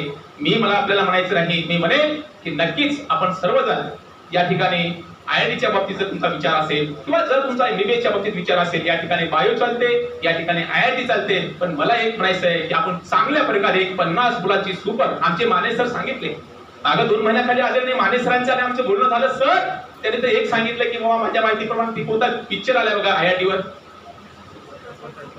हा त्या पिक्चर सर काही नांदेडमध्ये एक असा काही मोठा निकाल आला पाहिजे, 2024 ला असा काही मोठा निकाल आला पाहिजे की 3G सरकार या नांदेड शहरामधून तयार झाला पाहिजे. त्याचे शिल्प आदरणीय कुणाल सरांना मिळालं पाहिजे. मी कुणाल सरांना विनंती करतोय, सर्व स्टाफला सुद्धा विनंती करतो, अत्यंत सामान्य पालक, नांदेडचा पालक हा फार काही श्रीमंत नाही. जेवढे काही तुमच्याकडे ऍडमिशन होणार आहेत पैकी 10% पालकांना जर सोडलं तर 80 ते 90% पालक अत्यंत सामान्य आहेत. घामाचा पैसा त्या विद्यार्थ्यांना त्या कोचिंग क्लासेसला लावून आपला विद्यार्थी सुद्धा, आमचा मुलगा सुद्धा मोठा झाला पाहिजे, ही भावना त्यांची आहे. मित्रांनो, मी तुम्हाला विनंती करणार आहे, सर तुम्हाला पैसे किती मिळाले त्याच्यापेक्षा तुम्हाला हा विद्यार्थ्यांचा आशीर्वाद मिळणार आहे आणि हा आशीर्वाद तुमच्या लेकरांच्या कामाला येणार आहे. म्हणून आदरणीय कुणाल सरांच्या वतीनं, सर्व पालक वर्गांच्या वतीनं या ठिकाणी सर्व गुरुजन वर्गांना माझी हात जोडून विनंती आहे की आपण हा इतिहास आमच्या नांदेड शहरामध्ये निर्माण करावा. गुरु गोविंद सिंगाचा अत्यंत पवित्र असलेलं हे स्थान आहे. गुरु गोविंद सिंगाचा आशीर्वाद नक्कीच तुम्हाला मिळणार आहे. मी परत पालकांना विनंती करतो, भिवू नका, मोठ्या हिमतीनं आपण आपल्या विद्यार्थ्यांच्या सोबत राहू आणि नक्कीच नांदेड शहरामध्ये आदरणीय कुणाल सरांच्या माध्यमातून असेल किंवा आणखीन आपण पालकवर्ग सगळे एकत्र बसून, ज्यांना खरंच IIT करायचंय, ज्यांना खरंच अभ्यास करायचंय, ज्यांना आपल्या लेकरांना खरंच घडवायचंय, असे सर्व पालक आपण एकत्र येऊ आणि एका जुटीनं एका जुटीनं आदरणीय वासरीकर सर आहेत आमचे. आदरणीय वासरीकर सरांना विनंती करतो, वासरीकर सर याचे यश जे काही आमच्या विद्यार्थ्यांना आपलं यश मिळवलंय त्याचे खरे शिल्पकार आपण आहात. राजश्री शाहू महाराजांचे विचार घेऊन आपण पुढे वाटचाल करत आहात. हे विचार आपले राहू द्या. असाच आशीर्वाद तुमचा, कुणाळे सरांचा, बिराजदार सरांचा आणि माझ्या सर्व गुरुजी वर्गांचा असू द्या एवढीच या ठिकाणी विनंती करतो. आणि परत एकदा आपण आगे बढ़ण्यासाठी, पुढे जाण्यासाठी मी नम्र प्रार्थना करतो. जय हिंद, जय महाराष्ट्र. होते हैं, पीपीटी बनाते हैं, उससे पढ़ाते हैं और शाम को दीपक चौधरी सर वो भी हमें मैथ लेते हैं, वो बहुत अच्छा पढ़ाते हैं. वो बुरा तो कुछ नहीं है इसमें, बहुत अच्छा पढ़ाते हैं सारे टीचर्स. एंड ईस्ट और वेस्ट कोनाली इज बेस्ट. और वो करते हैं कि ऑफलाइन स्टार्ट हो. हम भी 1-1.5 साल स्कीम देखे बहुत हो चुके हैं. सर तो मैंने अभी गाइडेंस करने के पहले फैकल्टी कैबिन में सर से बात कर रहा था तो सर कहते थे सर पीएसए सर को कहते आप इतना सीरियस क्यों पढ़ाते हो हमेशा. तो सर बोले कैमरे के सामने मैं क्या बोलूँ, मुझे एक्टिंग करना नहीं आता. सर ने मुझे सच में कहा और हमें भी वही फील हो रहा है कि जल्दी से ऑफलाइन स्टार्ट हो जाए. होप कर रहे हैं हम भी एंड सो स्टार्ट हो जाए. Thank you.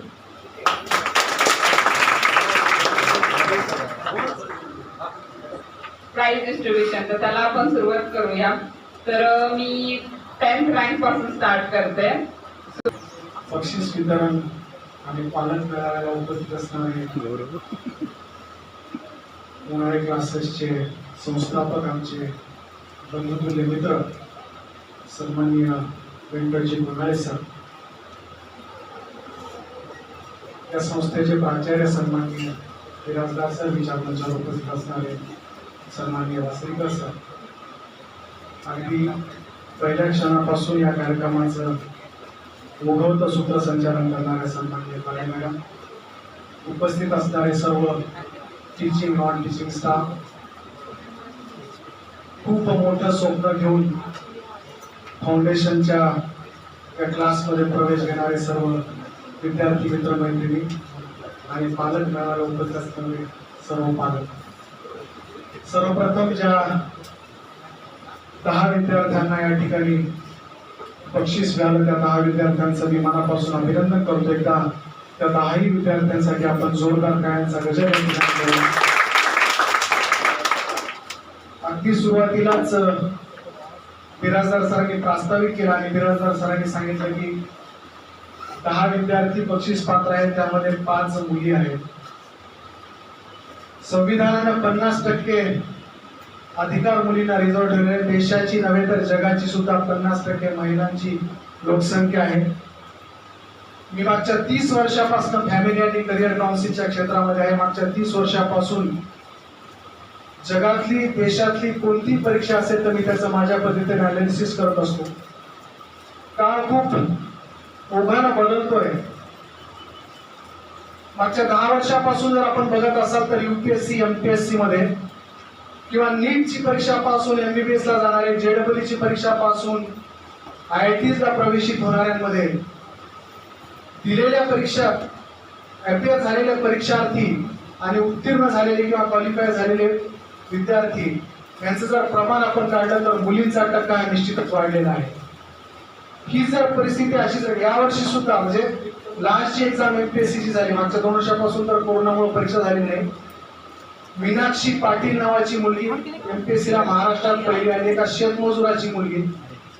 सर्वीकडे मुलींचं प्रमाण वाढत आहे. कधी कधी मला असं वाटायला लागतं की आज जर आपण बघत असू, एखादी मुलगी ज्यावेळेला उपवार होते, उपवार होणे म्हणजे लग्नाला येणे, तर तिची आई सकाळपासून सूचना करत असते तिला, नीट तयार हो, मान खाली घालून बस, हळू आवाजात उत्तर दे, लाजल्यासारखं करण, कारण हल्ली मुली लाजत नाही आणि सारखं.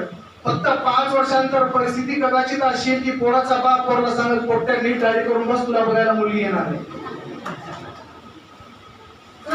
काळ बदललाय. आज कुठल्याही क्षेत्रामध्ये सावित्रीबाई फुले जिच्या त्यागामुळे शिक्षणाची गंगा तुमच्या माझ्या घरामध्ये आली आणि आज कुठल्याही क्षेत्रामध्ये महिला मुली कमी राहिलेल्या नाहीत. त्यामुळे आज या ठिकाणी जे निम्म प्रमाण मुलींनी घेतलेलं आहे, खरंच त्या सर्व यशस्वी विद्यार्थ्यांचं मुलींचं मी अगदी मनापासून कौतुक करतो. माझ्या विषयाकडे वळतो.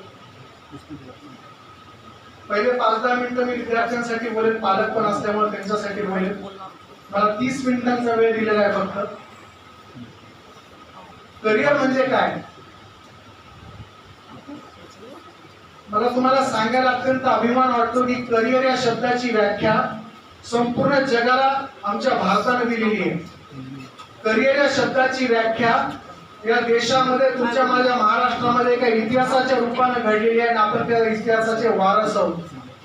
स्वतःच्या गर्भात असणाऱ्या मुला तुला राजा व्हायचं आणि जुलमी सत्ता उलटून टाकायची स्वतःच्या गर्भात असणाऱ्या मुलाला सांगणं आणि स्वतःच्या जिवंतपणे 32 मनाचं सोनेरी सिंहासन उभं करणं करिअर डेव्हलपमेंटचं याच्यात चांगलं उदाहरण जगात कुठं असू शकतं.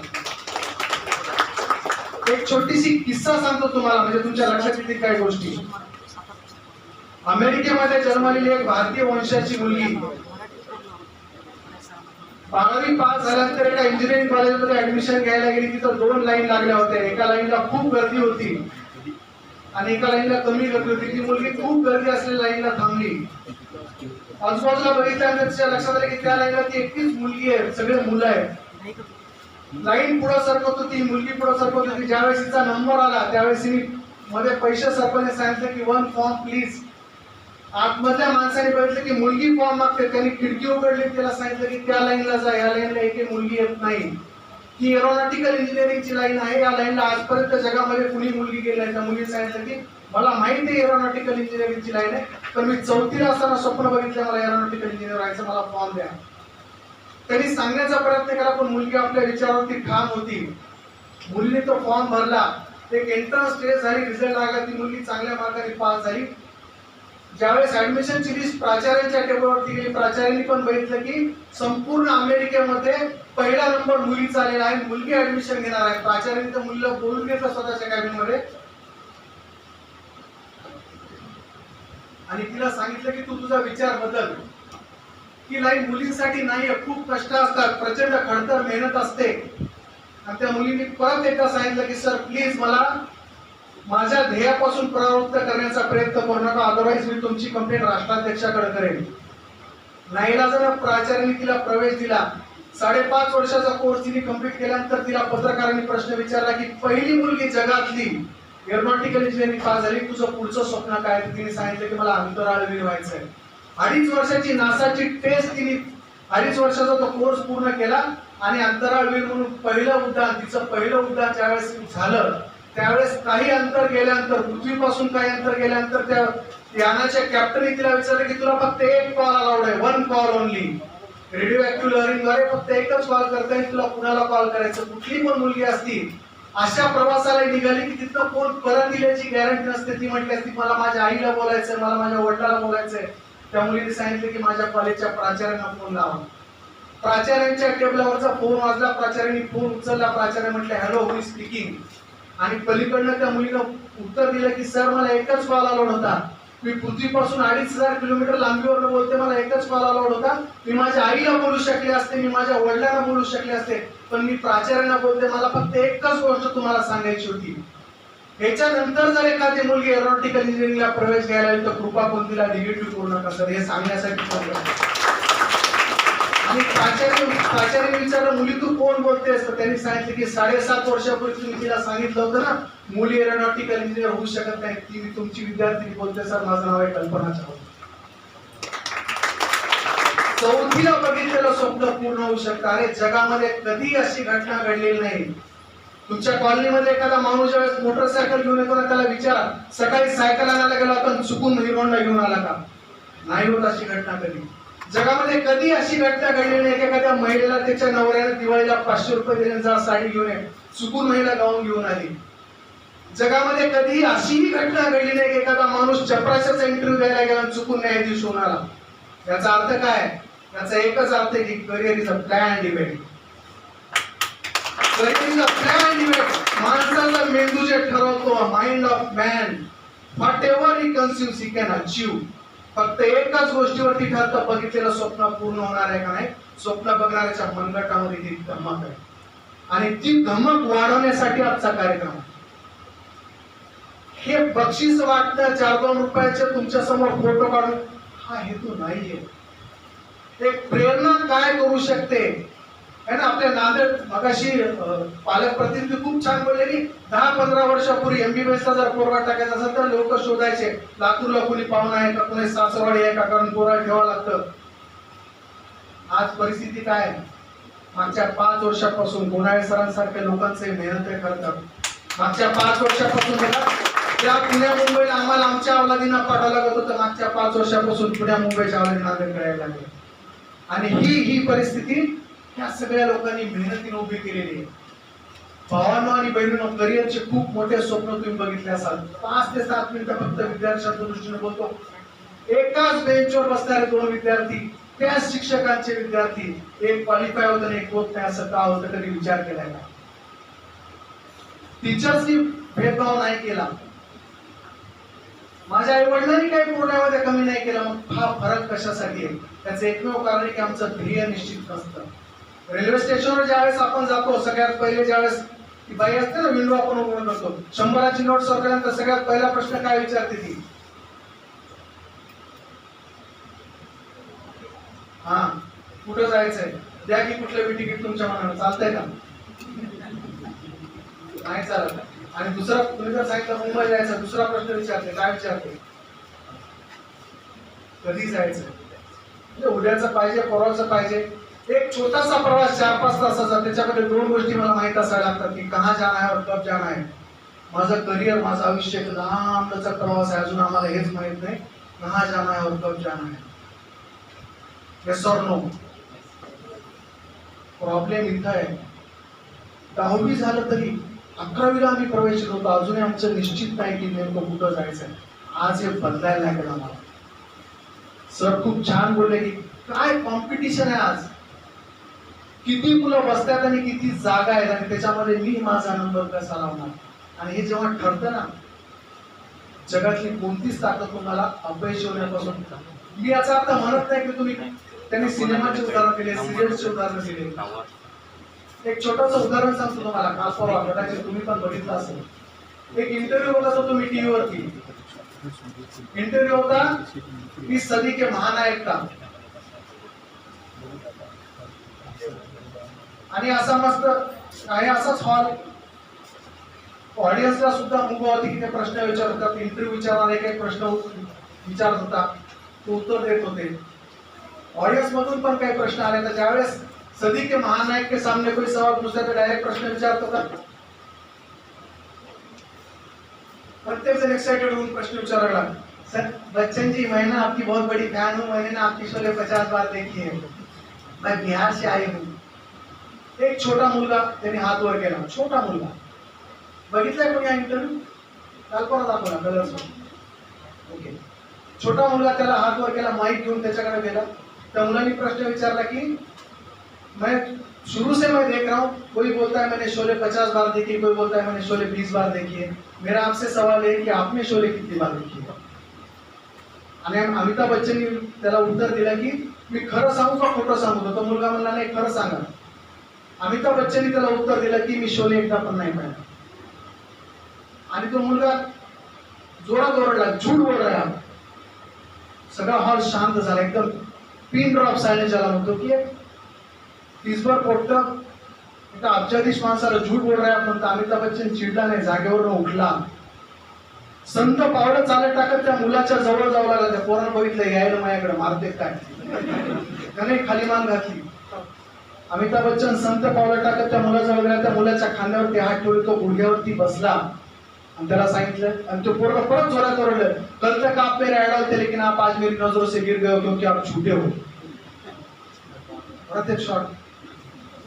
अमिताभ बच्चन शांतपणे त्या मुलाच्या खांद्यावर ठेवले. अमिताभ बच्चननी त्याला उत्तर दिलं की मी जे उत्तर दिले ते 100% सत्य. मी शोले एकदा पण नाही बघितला. कारण हा पिक्चर रिलीज झाल्यानंतर माझ्याकडे एवढं काम वाढलं की मी माझ्या आयुष्यामध्ये 3 तास स्वतःच्या करमणुकीसाठी कधीच देऊ शकलो नाही. मी शोले बघितलाय, पण आज पहिला अर्धा तास, 8 दिवसांनी पुढचा अर्धा तास, असं करत करत शोले मी 100 वेळेस बघितलाय. माझ्या आयुष्यामध्ये करमणुकीसाठी 3 तास मी कधीच देऊ शकलो नाही. कुणाचं उत्तर माहिती आहे? वय वर्ष 80. अफजल इस है जगामध्ये त्याच्यासारखी प्रसिद्धी कुणाला मिळाली? अरे कमरेवर हात ठेवून उभं राहून न्याय केला ना तर शेकडो लोक गोळा होते. तो माणूस सांगतो की मी माझ्या आयुष्यामध्ये 3 तास कधीच करमणुकीला दिले नाही. आम्ही आमच्या आयुष्याचे कितीतरी तास 10वीला होतो आम्ही फाउंडेशनला प्रवेश घेतलाय.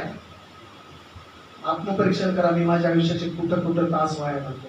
मग ठरताना कोण लागतं तिथे हे घटक सुद्धा खूप महत्वाचे ठरतात. अरे सिनेमा जरी बघितला ना, सिनेमा जरी ते एक लक्षात ठेवा की मैं से क्या सीखा हूं. भगतसिंगांचं नाव ऐकलंय का? हो का नाही? कोण होते ते? ते क्रांतिकारक होते. पण भगतसिंग फक्त क्रांतिकारक नव्हते, ते चांगले कवी पण होते, चांगले लेखक पण होते. कविता आहे, एक शेर है, शायरी है. इस कदर वाकिफ है मेरी कलम मुझसे है, इस कदर वाकिफ है मेरी कलम मुझसे, मैं इश्क भी लिखना चाहूं तो इनकलाब लिख देती है. है ना? 10वीला असताना हे जुनून चाहिए आपके सर पे की साला सिनेमा जरी बघितला ना, मी बघेल की ह्यातून मी काय शिकलो, काय स्किल मिळतं. अजून एक इंटरव्ह्यू मी बघितला, तुम्हाला तो पण सांगतो आणि पुढच्या विषयाकडे वळतो. करमणुकीसाठी नाही सांगत आहे, हे टाइमपास साठी नाहीये. 26/11चा हल्ला झाला, एक IPS ऑफिसर त्या हल्ल्यामध्ये बालंबाल बचावले होते. 7 मिनिटं आधी त्यांचे 3 सहकारी करकरे, साळसकर, कामटे मृत्युमुखी पडले होते आणि यांना वायरलेस वरती मेसेज आला की तुम्ही ताज हॉटेलकडे जा. यांच्यासोबत फक्त 7 कॉन्स्टेबल होते आणि 2 PSI आणि स्वतः IPS ऑफिसर एका कॉलेज गाडीमध्ये ताज हॉटेलमध्ये पोहोचले. ताज हॉटेलच्या 6व्या मजल्याच्या टेरेस वरती जिन्याला आग लागली होती. इलेक्ट्रिसिटीचा सप्लाय बंद असल्यामुळे लिफ्ट बंद होती आणि 4व्या मजल्यावरती काय अतिरेकी लपून बसले. एवढीच इन्फॉर्मेशन आहे. किती अतिरेकी आहेत माहित नाही, कोणता शस्त्रसाठा आहे माहित नाही. ज्यावेळेस हे कर्मचारी त्या रेलिंगला, है ना, रेलिंग असतं ना, रेलिंगला घासत रेलिंगला पकडून वर जात होते कारण जिनेला आग लागली होती. आणि काल परवा त्यांचा इंटरव्ह्यू झाल्यानंतर त्या इंटरव्ह्यू करणारे त्याला प्रश्न विचारला की सर आप जब रेलिंग का पाइप पकड़ के ऊपर जा रहे थे तो तुमच्या मनामध्ये काय वाटलं, तुमच्या मनामध्ये काय विचार चालले होते? अवघ्या 7 मिनिटापूर्वी बुलेट प्रूफ जॅकेट असताना सुद्धा 3 सहकारी मृत्युमुखी पडलेत. वर किती अतिरेकी लपून बसलेत माहित नाही. त्यांच्याकडचा शस्त्रसाठा किती अद्यावत आहे हे पण माहित नाही. आमच्या हातामध्ये भारत सरकारने दिलेल्या बंदुका आणि भारत सरकारने दिलेलं जॅकेट, ज्याच्यातून 3 जण मेले होते. आणि त्या IPS अधिकाऱ्याचं उत्तर की ज्यावेळेस ते रेलिंगचा पाईप धोरण मी वर चढतो तर 2च विचार आले मनामध्ये, फक्त 2 विचार. पहिला विचारला की जर यशस्वी झालो तर, समजा त्यांचा शस्त्रसाठा कमी आहे, त्यांचं संख्याबळ आमच्यापेक्षा कमी आहे आणि आम्ही जर यशस्वी झालो तर काय होईल? ज्या हरामखोरांनी देशाकडे वाकड्या नजरेनं बघितल्याची हिंमत केली ना, त्या हरामखोरांना कंठस्थान घातल्याशिवाय वापस येणार नाही. हा पहिला विचार. आणि मग म्हटलं दुसरा विचार काय आला? दुसरा पण एक विचार आला की समजा त्यांचं संख्याबळ जास्त असेल, समजा त्यांच्याकडचा शस्त्रसाठा आमच्यापेक्षा अद्यावत असेल तर काय होईल? आणि हा जेव्हा दुसरा विचार त्यांच्या डोळ्यामध्ये आला त्यावेळेस ते म्हणतात की फक्त 1 मिनिटासाठी डोळे मिटले. डोळे मिटल्यानंतर मला माझ्या वयस्कर आईचा चेहरा समोर दिसला. आईच्या रूपामध्ये मी भारत मातेला बघितलं आणि एकच विचार मनामध्ये आला की समजा अपयशी ठरलो तर काय होईल? होऊन एकच होईल की कुठली तरी एक गोळी माझ्या मस्तकाला भेदून पलीकडे जाईल, पण एक भाग्य माझ्या पदरी पडेल. एक भाग्य जे राष्ट्रपतीच्या किंवा प्रधानमंत्र्याच्या सुद्धा नशिबात येत नाही. एका शेतकऱ्याच्या पोराच्या मृतदेहाचं जेव्हा दफन किंवा दहन होईल ना, त्या झेड्यामध्ये लपेटलेला असेल तो. हा एक विचार मनामध्ये आल्याने सर सर सर सर वर गेलो. 3 जणांना कंठस्थान घालून खाली आलो. हा विश्वास कांगरे पाटलाचा उत्तर आहे. प्रेरणा कशी असते, है ना, प्रेरणा कशी असते? आज तुम्हाला घरी गेल्यानंतर विचार करायचा आहे, 2 गोष्टी फायनल करायच्या, 2 गोष्टी घेऊन काढा वाटल्या असतात. स्वतःच्या मायबापाला बाजूला बसवा. आमचा प्रॉब्लेम आहे काय, हल्ली फार अनंत अडचणीतून चाललंय सर जग. काल परवा एक घटना घडली, काल परवा नाही, कालची घटना आहे ताजी. MPSCचा एक्झाम थोडीशी मागं पुढे झाली, एकाने आत्महत्या केली. 10वीचा रिझल्ट लागू द्या, दुसऱ्या विषयाचा पेपर काढून बघा, किमान 4-5 आत्महत्याच्या बातम्या असतात. अरे काय चाललंय होय? सगळी प्रतिकूल परिस्थिती असताना आग्र्याच्या करार कायद्यामध्ये ज्या हरामखोरांना स्वतःच्या वरच्या 6 भावाला खतम केलेलं आहे, स्वतःच्या बापाला राजगद्दीसाठी मारलेलं आहे, त्याच्या कैदेत असताना कधी आत्महत्येचा विचार नाही. त्यांच्या महाराष्ट्रात जन्मलेल्या अवलादी जर अशा 10वीला 2 मार्क, काय चाललंय? भावांनो आणि बहिणींनो, कृपा कोण असा नालायकपणाचा विचार कधी करू नका. कारण यश अपयश हे एकाच नाण्याच्या 2 बाजू आहेत. No defeat is final, and the race is not finished until I win. ह्या हिमतीनं सामोरं जायला शिका प्रत्येक गोष्टीला. आणि यशस्वी कोण होतो मग? कुणी पण नाही यशस्वी होतो. जालन्याचा एक विद्यार्थी 10वी पर्यंत 35% बसता बसा पास. 5वी ला असताना याच्या बापाने याला सांगितलं होतं की तुला आता शिकू शकत नाही, शाळा सोडून काहीतरी धंदा कर. मला शिकायची इच्छा होती. पोरगा मामाकडे गेलं की माझा बाप मला शिकवायला तयार नाही, तू पदार्थ घेतोस का? मामाला बापाला समजून सांगितलं की तुला जर ओझ होत असेल तर मी सांभाळतो भाच्याला. आजोळी राहिलं. 10वीला कसं बस पास झालं. 11वीला जालन्याला आलं, प्रवेश घेतला, ऍडमिशन घेतलं. 6 महिन्यानंतर त्या कॉलेजमध्ये एका IAS अधिकाऱ्याचं व्याख्यान होतं.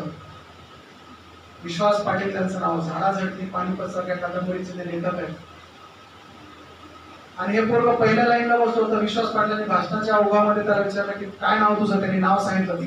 क्या बनना चाहते हो? ते म्हणले मला डॉक्टर व्हायचं. सगळं हॉल हसला. त्याला कळलं ना का बरं हसते. त्याने शेजारला विचारलं क्यों हसे? ते म्हणला गाढवा तू डॉक्टर व्हायचं उत्तर दिलं, तू 11वी आर्ट्सला ऍडमिशन घेतलंस. बघा, अर्धी 11वी होऊस्तोवर ज्या पोरला हे पण माहित नव्हतं की मेडिकलला जायचं असेल तर सायन्सला ऍडमिशन घ्यावं लागतं. त्या IQ लेवलचं पोरग. घरी आलं पोरग, रात्रभर रडलं. सगळ्या स्वप्नाचा चक्काचूर झाला. म्हणला डॉक्टर व्हायचं होतं, चला आर्ट्सला ऍडमिशन घेऊन बसलो, ड्रॉप घेतो.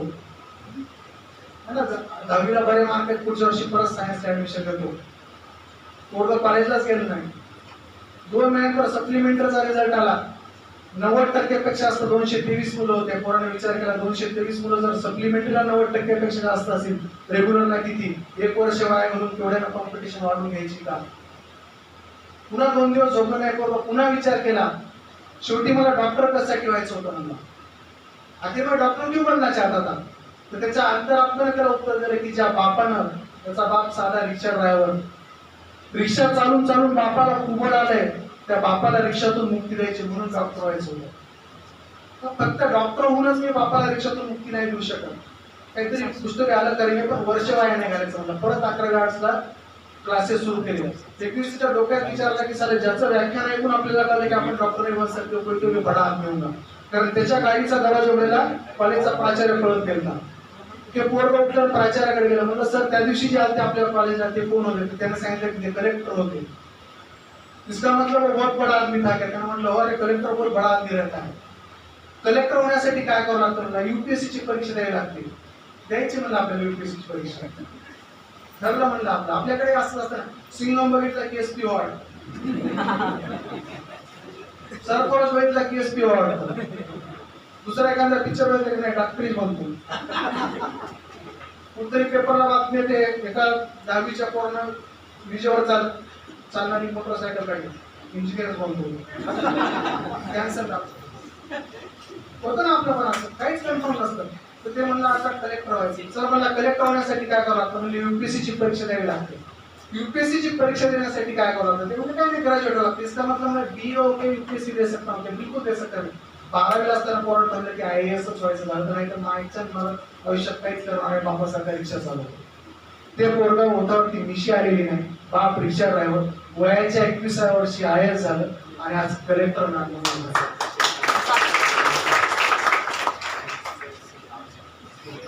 क्यों करना है हे जब तक है ना, 2 गोष्टीवर ठरतं बघा. पहिला प्रश्न असतो व्हाय, का करायचंय, आणि दुसरा प्रश्न आहे हाऊ. ज्याचा व्हाय मोठा असतो ना, व्हाय क्यों करना है, उसके लिए हाऊ बहुत छोटा रहता है, बहुत छोटा. सेकंड रास्ते निकल आते. व्हाय मोठा पाहिजे. व्हाय आज ठरवा मला काय करायचंय, कशासाठी करायचं. हे ज्यावर ठरेल ना त्याच्यानंतर 2-3 गोष्टी करा. काय करते तेव्हा विचारायला लागतो, नाही तर पुढच्या वेळेस बोलत नाही. फक्त 2-3 गोष्टी सांगतो. माझ्या लहानपणी एक गाणं मी ऐकलं होतं, 16 वरीस तुमच्या लहानपणी ऐकलं. खरं सांगू भावांनो, 16 वरीस धोक्याचं नसतं, 16 वरीस हे मोक्याचं असतं. कारण याच वयामध्ये ठरतं की भविष्यात घडणार आहे का बिघडणार. बऱ्याचशा गोष्टी येतील.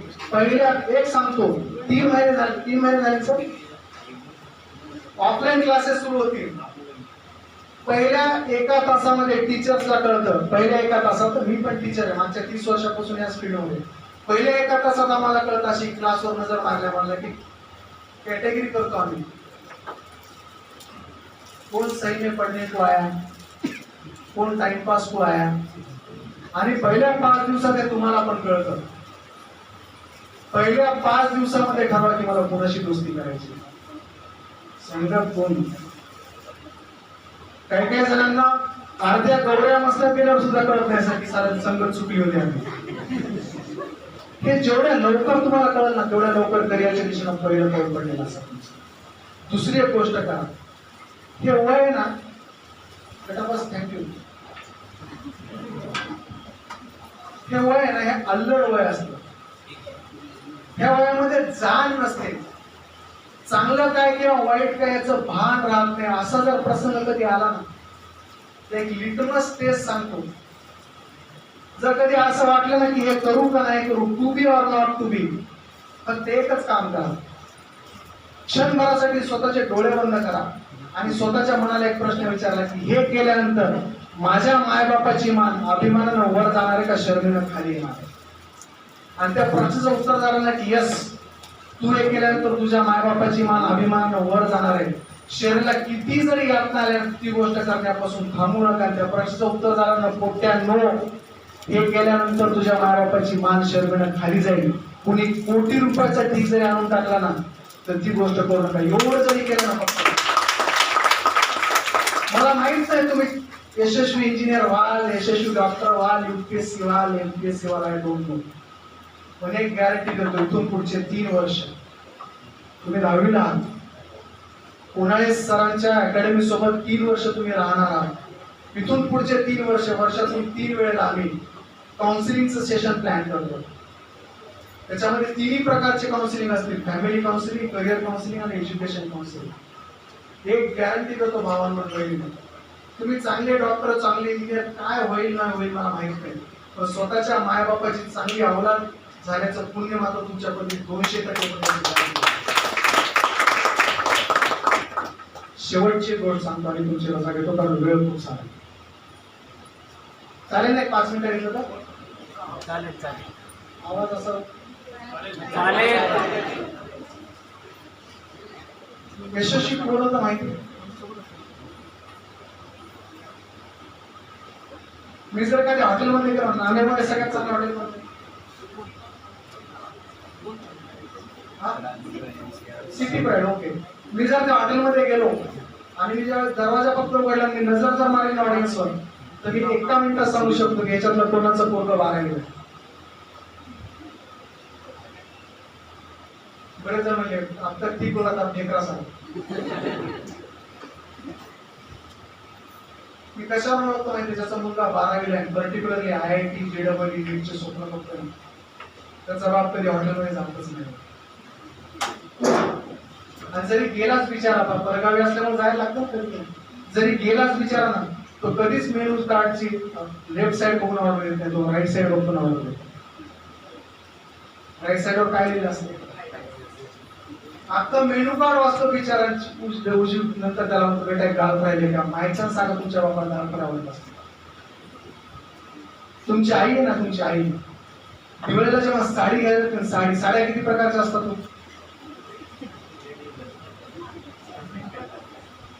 जूट, कांजीवरम, मंजीवरम, दैठणी, पैठणी, बनारसी, जूट, साड्या फक्त 2 प्रकारच्या असतात. फक्त 2च प्रकारच्या, एक असते आवडती, दुसरी असते परवडती. ज्यांची मुलं, ज्यांच्या अवलादी 10वी, 11वी, 12वी स्वतःच्या आईला प्रश्न विचार, आई तू साडी कोणती आणली, आवडती आणली का परवडती आणली? 90% आयांचं उत्तर ते नाही ग, मला ना ती पोपटी खूप आवडली होती 1600 रुपयाची, पण मी विचार केला गेलीला मला जायचंच कुठे की 1200ची. कशासाठी करतात तुमच्या मायबाप? जेव्हा तुम्ही दिवाळीला कपडे घ्यायला जाता ना, दिवाळीला एखादा शर्ट तुम्ही घेत असता, तुम्ही काय बघता? उसका कलर कैसा है, उसकी फॅशन कैसी है, डिझाईन कैसा है, शिलाई कशी आहे. तुमच्या बापाचं सगळं लक्ष असतं त्याच्या किमतीचा लेबल किती. तुमचा बाप डोक्यात विचार करत असतो की 1500 रुपयाचा शर्ट आणि 3दा हातात घेऊन खाली ठेवलाय, बहुतेकाला आवडलेला दिसतोय. आणि त्याच्या मनामध्ये विचार सुरू होतात की 1500चा शर्ट याला आवडलेला आहे, खिशात 5000 आहेत. 1500चा शर्ट गेला 3.5 उरतील, 500 रुपये दूधवाल्याला जातील, 3000 उरतील, 1500 रुपये घरभाडं जाईल, 1500 उरतील, आणि 1500 रुपयामध्ये 1000 रुपयाचा किराणा जाईल, 500 होतील. 500 रुपयामध्ये महिना काढायचा कसा याचे विचार बापाच्या डोक्यात चालू असतात. तरी सुद्धा थोबाडावरती उसणं हसू वाटतो तुमचा बाप तुम्हाला म्हणतो, बेटा जो पसंत आहे ना वैर याला बाप म्हणतात.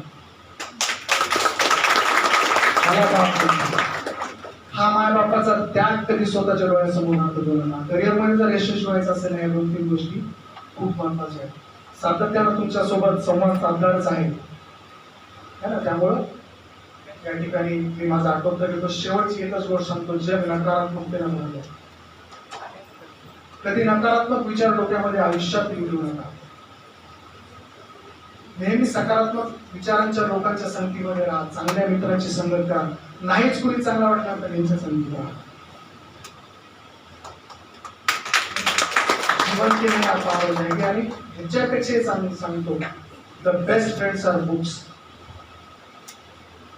कौन कहता है किताबें कुछ नहीं कहती, सब कुछ बयां करती है, बस आवाज नहीं करती.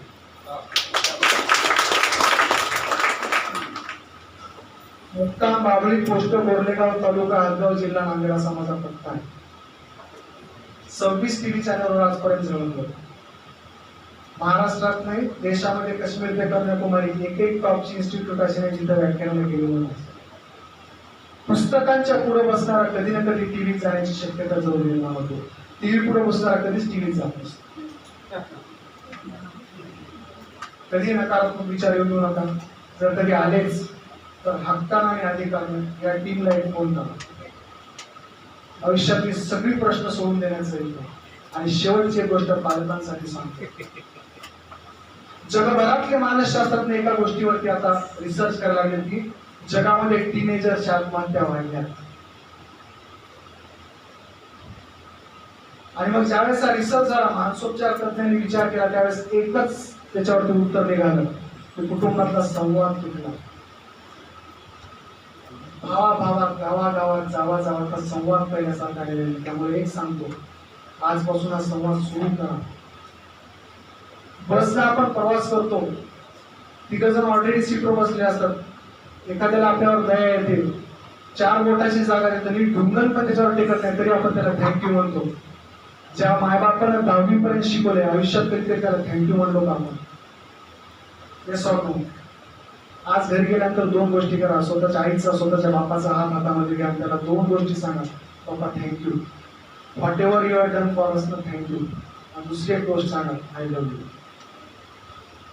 माझं तुमच्यावर प्रचंड प्रेम आहे ना. हे सुरू ठेवा. कुटुंबातला संवाद टिकला पाहिजे. भावांनो आणि बहिणींनो, अत्यंत वाईट अवस्था आहे. संपूर्ण जगाच्या नजरा भारताकडे कशामुळे लागल्यात माहिती का? कारण आपल्याकडे एक फॅमिली सिस्टम आहे. कधी नकारात्मक विचार डोक्यामध्ये येऊ देऊ नका. कधी आलेच तर या टीमची संपर्क साधा. शेवटी एकच गोष्ट सांगेल की मेरी जुबान से एक सदिच्छा व्यक्त करेल. येणाऱ्या 4 वर्षांनंतर, 5 वर्षानंतर ज्यावेळेस परत तुमची भेट होईल, माझी एकच इच्छा आहे, करिअरच्या अशा स्टेशनला तुम्ही पोहोचावं की तुम्हाला भेटण्यासाठी शिवाजी पाटील सुद्धा अपॉइंटमेंट घेण्याची गरज पडेल. उन्हाळी सरांना सुद्धा तुमची अपॉइंटमेंट घ्यावी लागावी. आनंद होईल नाही. त्या उंचीवर तुम्ही पोहोचावं. मेरी जुबान से निकलने वाले शब्दों से तुम अभी वाकिफ नहीं हो. मेरी जुबान से निकलने वाले शब्दों से तुम अभी वाकिफ नहीं हो. हम उसे भी जीना सिखाते हैं जिसे मरने का शौक हो. धन्यवाद. मध्ये गायडन्स खाली शिकायची. सुरुवातीला ही मुलं सरांच्या घरी पण काही दिवस शिकत होती. पण मग हळूहळू ज्यावेळेस मोठ्या रूपात मात्र सरांनी त्याला कधी येण्याचा प्रयत्न वगैरे केला नाही. महत्वाची गोष्ट म्हणजे त्याची लीडिंग माझ्याकडे जरी दिली असली, पण त्याच्या मागचं जे पूर्ण प्रेरणा आहे, काम आहे किंवा गायडन्स आहे, निश्चितच कोणाळे सरांच्याच मुळे ते सगळं शक्य झाले. आणि त्यामुळेच इथे आम्हाला जी आज मिळते संधी किंवा मुलांना पण संधी मिळते, ह्या मुलांना जे काही माझ्या गायडन्स खाली जे शिकत होते सरांच्या म्हणजे ती त्यांना लहानपणापासून म्हणजे अगदी 3ऱ्या वर्गापासून ती मुलं आली होती. आणि विशेष म्हणजे ते सुरू करण्यामध्ये जे पालक म्हणून प्रतिनिधी बोलवलं तर ते काळेकर सरच होते. सरांनीच 3 मुलांना घेऊन ती बॅच सुरू केली होती आणि आम्ही नेहमी म्हणायचं की सर ही आमची बॅच नाही, पालकांची बॅच आहे. ते कसं काय, एक उदाहरण देऊन सांगतो की पालकांची बॅच का, कारण ते ज्यावेळेस 10 मुलांची बॅच चालायची तेव्हा हे पालक सगळे म्हणजे दिवस वाटून घ्यायचे की आज मी परीक्षेला थांबणार आहे मुलांच्या.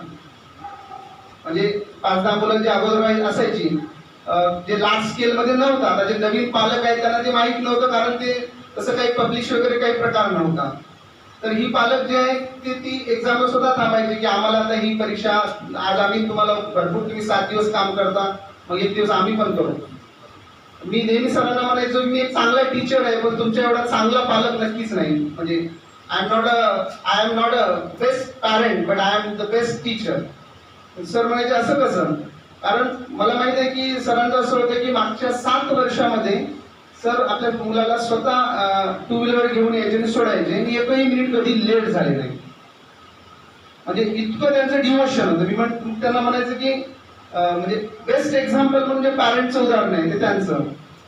किंवा आमच्या पाटील मॅडम असतील किंवा मग त्यांनी सुद्धा मुलांच्या बाबतीत कसं वागायला पाहिजे. ऍक्च्युली त्यांचं जे लाईफस्टाईल आहे सगळ्या गोष्टी आहेत ते खरंच सर म्हणजे शिवाजी पाटील सरांनी जर त्यांना अनुभवलं तर नक्कीच ते त्याच्यावर खूप बोलतील त्यांच्या भाषेत शब्दात. म्हणजे इतके काही चांगले पॅरेंट्स आहेत. आणि असं म्हणतात की आपण एखाद्याला अत्तर दिलं ना, अत्तर दिलं की आपल्या हाताला पण सुगंध येतो, देणाऱ्याच्या हाताला पण सुगंध येतो. तसं आमचं आम्ही देण्याचा प्रयत्न केलाय ते अत्तर, पण आम्हाला पण याच्यातून खूप काही मिळालं. त्यातच आमचा खूप मोठा आनंद आहे. आणि ह्याही पुढं म्हणजे ही 10वीला मुलं आहेत, 11-12 मध्ये. अजून एक मला महत्वाची एक गोष्ट सांगावीशी वाटते की नांदेडमध्ये नीटचं खूप मोठं वातावरण होतं, आहे सुद्धा. पण जेई साठी वगैरे इतकी डेअरिंग करण्याची म्हणजे बऱ्याच कोचिंग क्लासेस मध्ये हिंमत सुद्धा झाली नाही. कारण का की जेई साठी जे स्ट्रॉंग असं कॅम्पस लागते, एक स्ट्रॉंग ॲटिट्यूड लागतो, एक स्ट्रॉंग अशी टीम लागते, असं निर्माण करण्याचं धाडस बऱ्याच कोचिंग केलं नाही. अजून एक महत्वाची गोष्ट म्हणजे की कंपॅरेटिव्हली जेव्हा आपण नीट आणि जेई बघतो तर जेई साठी टीचर्स लोकांना खूप मेहनत करावी लागते. स्टुडंटला तर नक्की करावीच लागणार आहे, पण टीचर्सला मात्र भयंकर अशी मेहनत करावी लागते स्टुडंट सोबतच. मग त्यामुळे इन्स्टिट्यूट कोणत्या इन्स्टिट्यूटला म्हणजे इतकं मॅनपॉवर लावणं, इतकं सगळं काही लागणं, याच्यामध्ये त्यांची खूप एनर्जी, पैसा, सगळ्या गोष्टी जातात. पण अशा प्रकारे झालं नाही. पण मागच्या आपण 2-3 वर्षात बघतो तर कोणाळे सरांनी ही बिल्डिंग उभारली नेमकी जेई साठी आणि स्ट्रॉंगली अशी टीम इथं तयार केली. आणि ऍक्च्युली आता गरज कशी आहे की आपण चांगल्या पॅरेंट्सनी एकत्र येऊन जर आपण सरांना सपोर्ट केला. सपोर्ट म्हणजे काय तर आपल्याला की चांगल्या स्टुडंटच्या माध्यमातून एक ग्रुप तयार केला तर सरही त्याच्यावर खूप उत्तम अशी मेहनत करू शकतात. आणि आपण पण पॅरेंट्स म्हणून सरांकडे आग्रहाने सांगू शकतो की आमची एवढी स्ट्रॉंग पॅरेंट्स आहेत, स्टुडंट्स आहेत, हे आम्ही तुमच्याकडे देतोय, पण आम्हाला फक्त आमचं जे गोल आहे अचीव्ह करण्यासाठी आपण चांगले प्रयत्न करावे. नक्की जी सगळी जी टीम आहे परत उत्साहानं काम करेल. म्हणून आपण सगळ्या पॅरेंट्सनी हे मात्र करणं गरजेचं आहे. मला असं वाटते की ज्यांना ह्या कॅम्पसमध्ये जेईसाठी जायचंय त्यांनी नक्कीच असे उत्तम प्रकारचा एक ग्रुप तयार करून ती जर आपण इकडे आणला तर मग त्या पद्धतीने एक स्ट्रॉंगली वर्क करायला लागेल. ज्या मुलांचं नीटचं टार्गेट आहे, ऑलरेडी एक एन्व्हायरमेंट, ऑलरेडी सगळ्यांचे एवढे मोठे रिझल्ट आहेत, सगळ्या गोष्टी आहेत, तर त्यामुळे ते नक्कीच आपल्या फायद्याचे कुठेही आपल्याला होणारच आहे. त्याच्यासाठी काही वेगळं असं सांगणार नाही. पण हे दोन्ही फील्डमध्ये जी मुलं जाणार आहेत, नीट असो अथवा जेई, शुअरली मला असं वाटतं की it's the best platform here. आणि आपण खूप रीती चांगल्या रीतीने करू. इथं मला पण बोलण्यास संधी दिली आणि माझा पण सन्मान केला, नक्कीच मला आनंद आहे. त्याचबरोबर शिवाजी पाटील सरांचं मी मुद्दामून सरांना ऐकण्यासाठी तिथं बसलो, कारण मला कसं इथून बघलं तर सरांकडे असं वाकडं बघावं लागलं असतं. आणि बऱ्याच दिवसापासून असं ऑफलाईन कोणाला ऐकलंच नाही हो. म्हणजे ऑफलाईन ऐकायचं होतं ना 3 वर्ष, असं वाटायला लागलं की आम्ही पण खूप फास्ट नाही, सगळं ऑनलाईन आम्ही पण शिकवायचं ऑनलाईन. मग चेहऱ्यावरचे एक्सप्रेशन सरांचे पाहायचे होते मला. पण मुद्दामून म्हटलं की चला आमच्या सरांकडे जाऊन बसावं तिथं.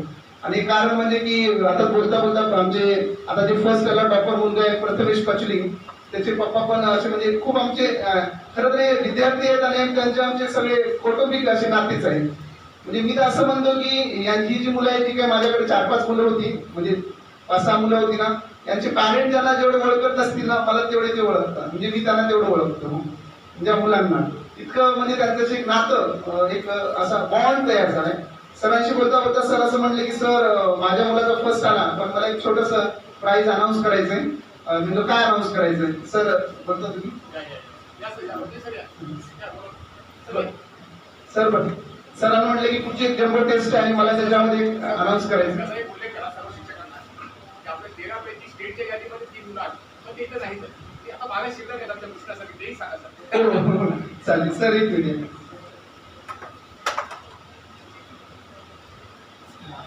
हॅलो, मी माझ्या आयुष्यामध्ये कधी स्टेजवर येऊन बोललेलं नाही. पहिली वेळ आहे. मला बोलता येत नाही परंतु माझा एकच हेतू आहे की या स्पर्धेमध्ये जे मुलं आहेत तर मला आता माझा मुलगा फर्स्ट आला याच्यापेक्षाही की ह्या त्यावर आहेत किंवा नसतील परंतु जो मुलगा फर्स्ट येईल त्या मुलाला माझ्याकडून 1000 रुपये बक्षीस मांडवलेलं आहे की एक माझा मुलगा पहिला आहे ना हा फार महत्वाची गोष्ट नाही. ह्या जे ट्युशनमधले जे मुलं आहेत प्रत्येक मुलगा पहिला आला पाहिजे आणि त्या दृष्टीतून त्यांच्यामध्ये एक पॉझिटिव्ह स्पर्धा लागली पाहिजे. हा मुख्य माझा हेतू आहे. त्याच्याकडून थैंक यू सर. सर का कहना है कि उनका बच्चा तो अभी फर्स्ट आ गया है लेकिन जब नेक्स्ट जम्बो टेस्ट होगी तो जो टॉप आएगा उसको मेरी तरफ से 1000 रुपए का प्राइज. तो पेरेंट्स का ये प्राइज है. छोटा प्राइज होगा बट उनकी जो फीलिंग है इट्स रियली आउटस्टैंडिंग. इतनी अच्छी फीलिंग है कि कोई पेरेंट्स अनाउंस करता है कि मेरे तरफ से मैं प्राइवेट इंस्टीट्यूट में मैं प्राइज दे दूंगा. गवर्नमेंट इंस्टीट्यूट में ऐसा हो सकता है बट प्राइवेट इंस्टीट्यूट में कोई पेरेंट्स ऐसा बोलता है it's really fantastic outstand we can say outcome of this institute and surely we all will do for that. All teachers, all these faculties, with the help of those support of teachers, parents, surely all those will do better and better for those students. नक्कीच आपण इथे सगळेजण आलात त्याबद्दल सगळ्यांचे आभार.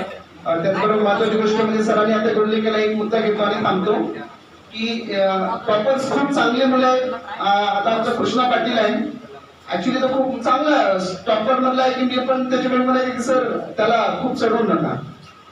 म्हणजे नाही चढवत चांगला आहे तो पण मध्येच बघ. पण कसं आहे की एखाद्याची हुशारी कंटिन्युअसली राहणं खूप गरजेचे आहे.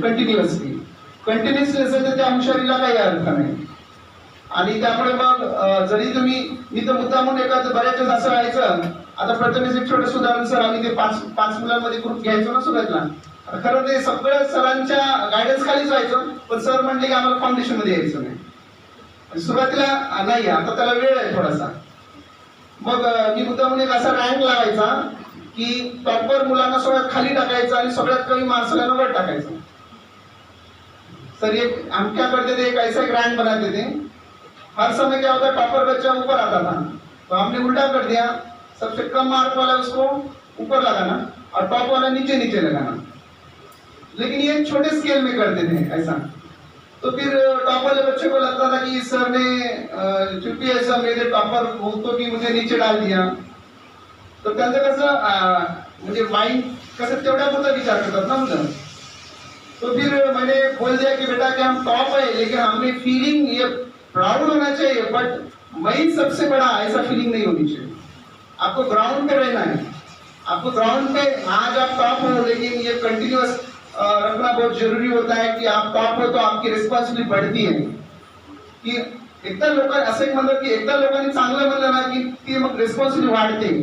सतत चांगलं म्हणून घ्यावं लागतं काम करावं लागतं.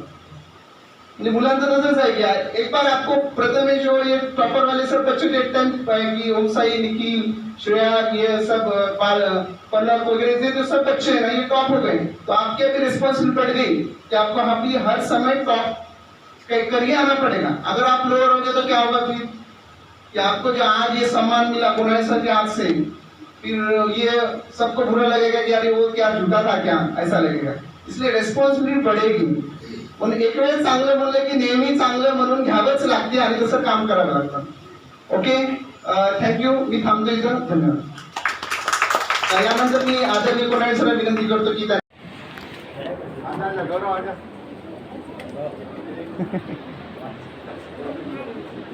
गौरवची महाराकडे photo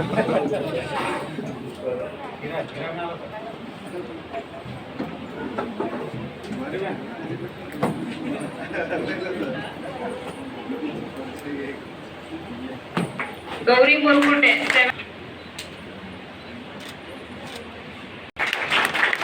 Pranjal Patil 7th rank. Please come first. सोडे 5th रँक.